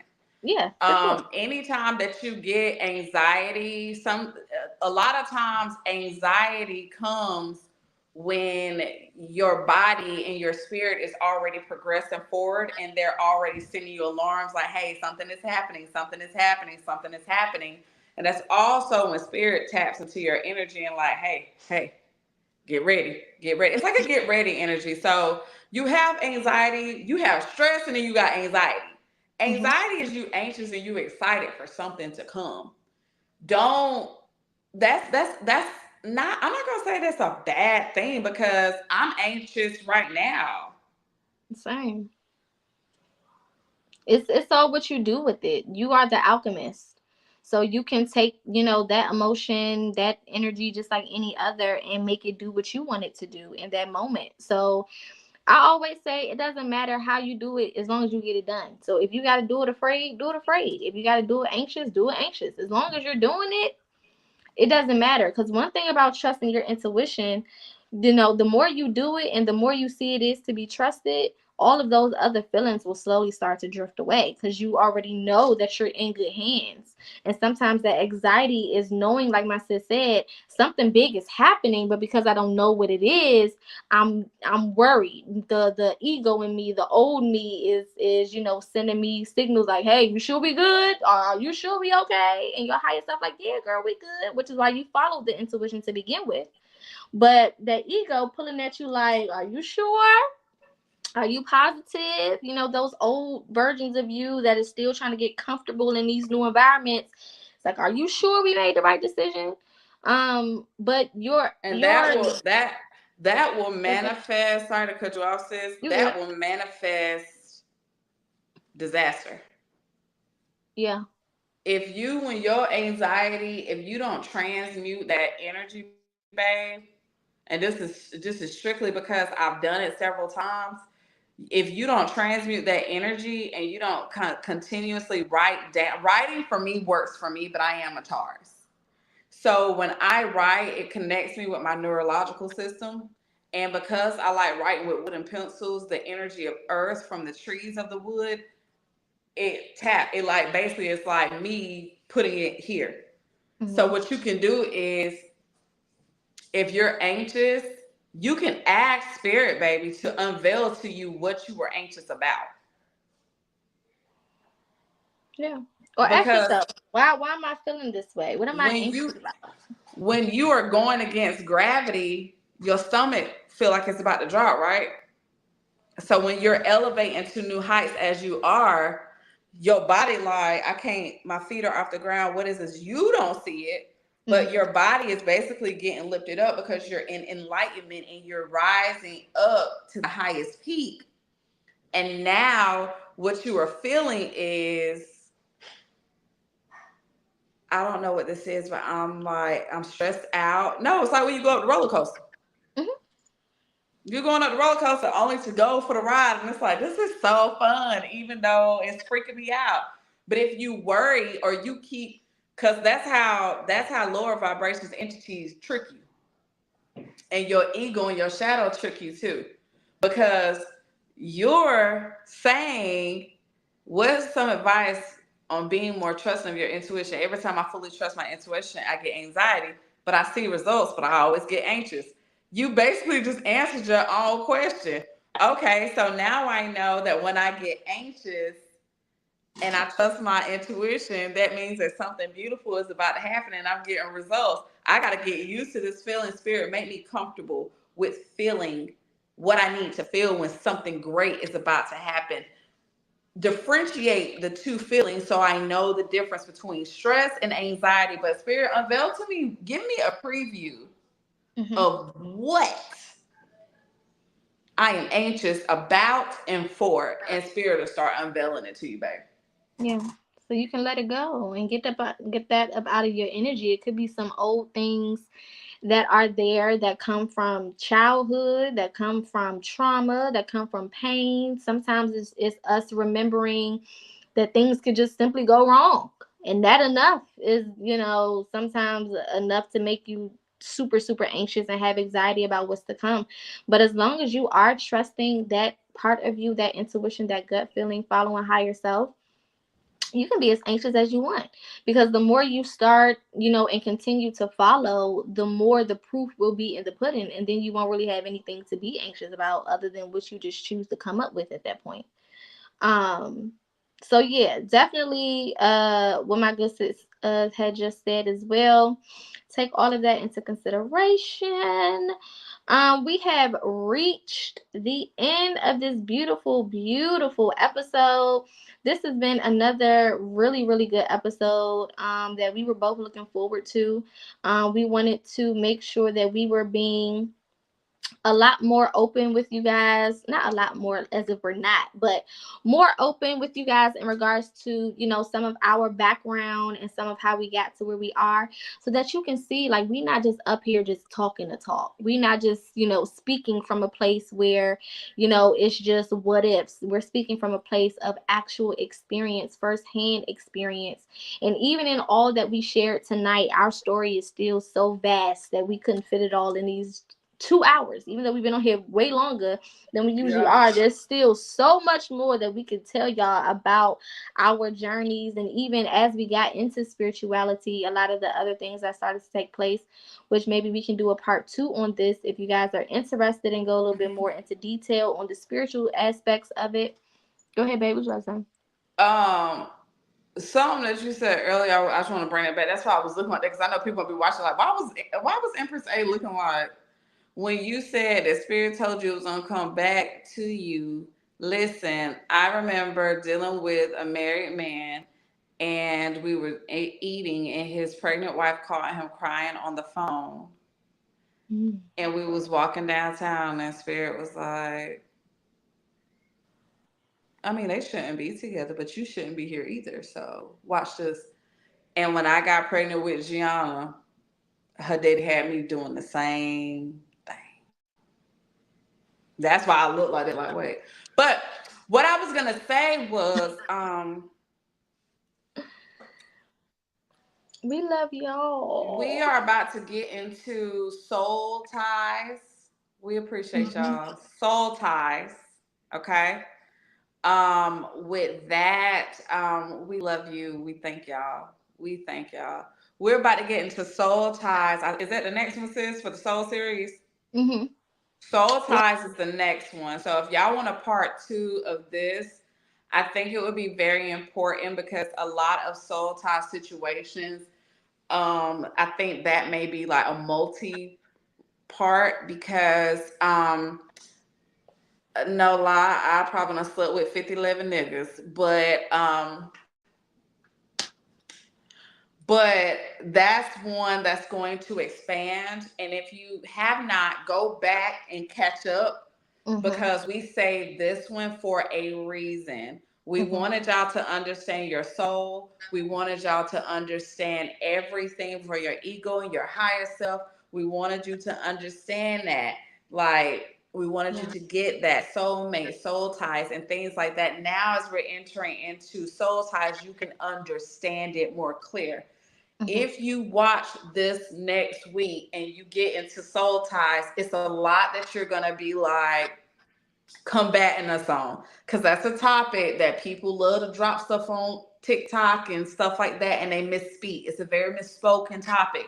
So Very. now when we get into it next week, get your pens and your papers ready. Make sure that you have your water, your wine, and you're replenished, because this will be a lesson that is going back to back. So if y'all want a part two of this, let us know so we can be incorporating Yeah. and letting you know more about where we're at, because this was just like the tip of it. Okay, it was like the tip of it. So that's For sure. that. Follow us on all our social media handles, because we tell you all the time, we give away a lot of free gems, babe. We drop We gems all day, every day, yeah. every day. And if y'all are feeling generous, and y'all, because like we do this for y'all, we do this for love. If y'all are feeling generous or anything, our cash apps are at the bottom. Um, know that everything is appreciated, nothing is required. We do both have. She got shadow work sessions coming up, and I have a conjure class next Wednesday. The conjure class is next Wednesday. The cutoff date to pay for it was yesterday, but Spirit did make me extend that out. Spirit did make me extend that out. So grab a friend, bring a friend. You will need to create an alias name to be a part of this class, and your camera will be off the entire time. When it comes to conjure, you want to protect yourself until you are at the point where you can banish anything that you conjure, or banish anything that is conjured against you. So your security and your safety is very, very, very important to me. If you take a conjure class, you won't hear a lot of people say that. They'll be fine with your face being all plastered. They'll be fine with your name being all over that. No, I want you to think of a name that you're going to use, and you can sign that name when you do conjure work. When you figure this thing out, that's what you do. But your cameras will need to be off for the entire course, which is about an hour. Um, and we'll go over the history of conjure, and we'll go over 4 different conjure spells, and that will be the beginners. But in order for you to take an intermediate course with me, you have to take the beginning conjure class. I ain't got time for y'all to be conjuring up Nebo Getty and can't get him out your house. Hello. And you wonder why Baron Smitty stroking you in your sleep, and you having pregnancy symptoms, because you done conjure him up to handle one of your enemies, and his payment was a baby, and now you feel like you're going crazy. No, we're not gonna do that. So All of her information is going across the bottom of the screen, y'all. So make sure y'all inbox her as soon as possible. She already, has been promoting this for a while, and she's past her date. So we want to, at this point, you're moving on her time now. Don't get in my sis inbox act crazy. If you're ready, get your points together. All right, and get on it. Don't play around with this thing, okay? Because it's a lot of good information. We both know our strengths. mm-hmm. I am a conjurer, but I am not gifted to teach conjuring. I know how to conjure for self and family, okay? And my good sis, this is one of her purposes. This is one of the things that she was sent here to do. Her and her grandmama, okay? That good Southern tea. Y'all gotta get this tea, okay? So definitely be a part of it. Definitely check it out. Get that information. The best thing you can learn is how to properly conjure and protect yourself, because you do need to know it. It is a tool that you need to have in your tool belt and know how to use properly, because it's vicious out here. And when I tell Spiritually, you, it is it's vicious. really, and really, I would absolutely love for y'all, even if it's after the Conjure class, you can inbox me to get the information on it, baby, about joining it. Even if you take my class first or hers, shadow work, please book a shadow work session with her. Please. I know some of y'all, I'm kicking off shadow work. I'm actually continuing my shadow work sessions. We've been going through the week, and I got some tomorrow. Y'all have to, when those dates get set, baby, y'all got to meet them dates. But when it comes at shadow work, please get with sis. And please, please, please, please, please, because the one thing that I would hate to, I'm teaching you how to conjure for yourself right now in the beginning. One thing that I would hate for you to do is to act out of emotion, and you got some blood on your hands because you done sent somebody away, and now they kid popping up missing and dead, and you sit and you will drive yourself to an insane asylum. So let's not play. Let's make sure that you are learning how to conjure in your kitchen, because the medicine, you don't want to take the medicine messing people up, but your shadow work is so important. So yes, shadow work sessions, we both offer those. Sis expertise, that's her thing. I do have some of y'all lined up, and we will finish those as of tomorrow. And sis say, and I want to disclose because Spirit is telling me to say this. Please understand, y'all, we are spiritual beings, but we business owners too. So when y'all be booking stuff with us, we be road ready, and it be the times hopping around, and things happen. So if you've been working with us for a long time, we are very flexible. If you've been working with us for a while, we'll be like, okay, I get it. Because I got people right now, I just know they life. Like, I just know, like, she's really trying. And it's like, well, can I do it this time? So if we set you at evening, and it get later in the day, and we've already been dealing with a lot of people, and we like, hey, can we move it to the early AM, because I need to reset. Be grateful. But also, we don't mind working with you, but just also know that we not never ignoring y'all. I think me and sis be busy all day long. It's the same as when you go to the doctor's office. When you go to the doctor's office and you see all the people in the waiting room, that's the same way with us. When I tell y'all, down to literally, we gonna hang up. We gonna have our wrap up meeting after this, and it don't stop. It does not stop. Like, down to, I gotta make a phone call right when I get off of this. So it's cause me and this one of my members of collective really been, she really hungry to be a better woman. She really hungry to conceive and do all this stuff. So it's like, okay, right after this, I gotta catch her. Well, I can do it in the morning. Da da da da. So it's like, just respect us in that aspect, y'all, because we not ignoring y'all.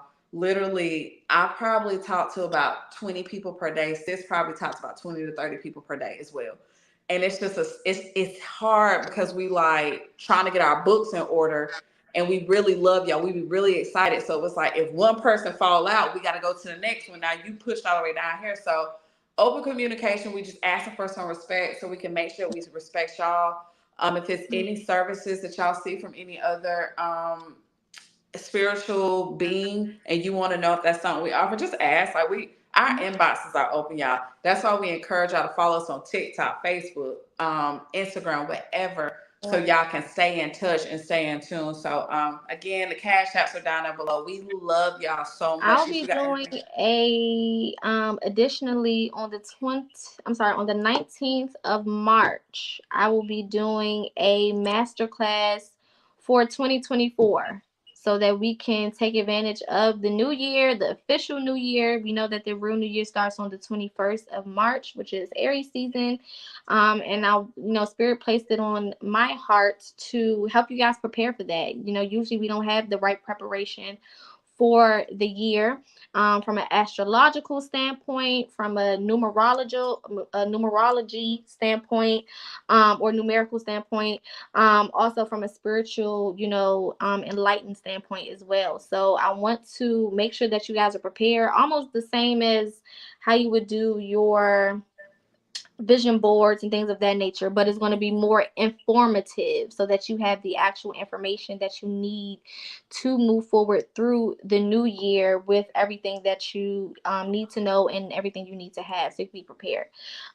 So that flyer will go up tomorrow. um it would be $44 for those who are interested. It will be a 3-hour masterclass with a Q&A at the end. So if you are interested, you can inbox me. Some people have already been paying on it already, which is cool. I do accept payment plans or partial payments until the date of the masterclass. So if you do need to spread things out, let me know. We are very flexible when it comes to that. We both have lives of our own, so we understand coins and finances. Yes. So we're definitely flexible with that. Let me know, inbox me. Again, all of our information is going across the bottom of the screen. Make sure that you subscribe to both of our YouTubes. Oh, we are also doing a raffle to really show our appreciation for getting to this 10th episode. The qualifications, or to enter that raffle, you would need to be subscribed to Throne Talk, the podcast, on YouTube with your notifications on. You will also need to be following Throne Talk, the podcast, on TikTok, where we post a lot of our highlights and clips and things of that nature.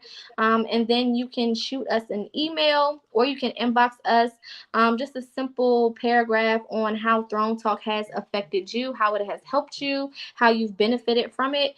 And we will be selecting a winner next Thursday. The winner will receive a full in-depth video chat reading with Empress A, and a 30-minute shadow work spiritual consultation with me. So if you are interested, those are 2 free services that you can get just simply by following us and supporting us, and letting us know how you benefited from us doing what we do. And we love to do little stuff like this, giveaways and charity, and just giving back to those who show us love and support is something that means a lot to us. We are not one of those people that just expect for y'all to tune in, and no, we are thankful for every like, every view, every comment, every share, every subscription, literally every comment in the comment section, every person showing up, whether you comment or not. We're thankful and grateful for all of the energy, and we want to show our appreciation by giving something back. So if you're interested, again, you can shoot us an email at Throne Talk Queen Podcast at gmail.com, or if it's easier, again, you can just inbox us. Yep. Either one of us, it doesn't matter. We'll share with each other anyway. And we will pick a winner on and announce it on next week's episode, our 11th episode. Sounds so good to say that. It Um, does. so we are at the end. We had an amazing time with you all tonight. We enjoyed you guys hearing our stories. We enjoyed telling our stories. We love telling our own stories and our truth and how we got here, because we're so excited about this journey and about what we're doing. Definitely make sure that you go back and run back all of those episodes. If you're new here, go ahead and click that subscribe button and that join button. Make sure that you're following us as well on Facebook. If you're watching from Facebook, make sure you support us on our other social medias. Like she said, we post daily different information, different tips and tools, and channel messages and things of that nature. Empress A does readings as well live on Facebook, so definitely check her out. She does a lot of them during the week. Lots of good channel messages, so definitely pop in there for a time or two and check her out. I go live during the week as well, so make sure you check me out, and we will see your beautiful faces next week on our 11th episode. All right. We love y'all, and we will see you guys later. We love you. Y'all know where to find us. Bye. Bye.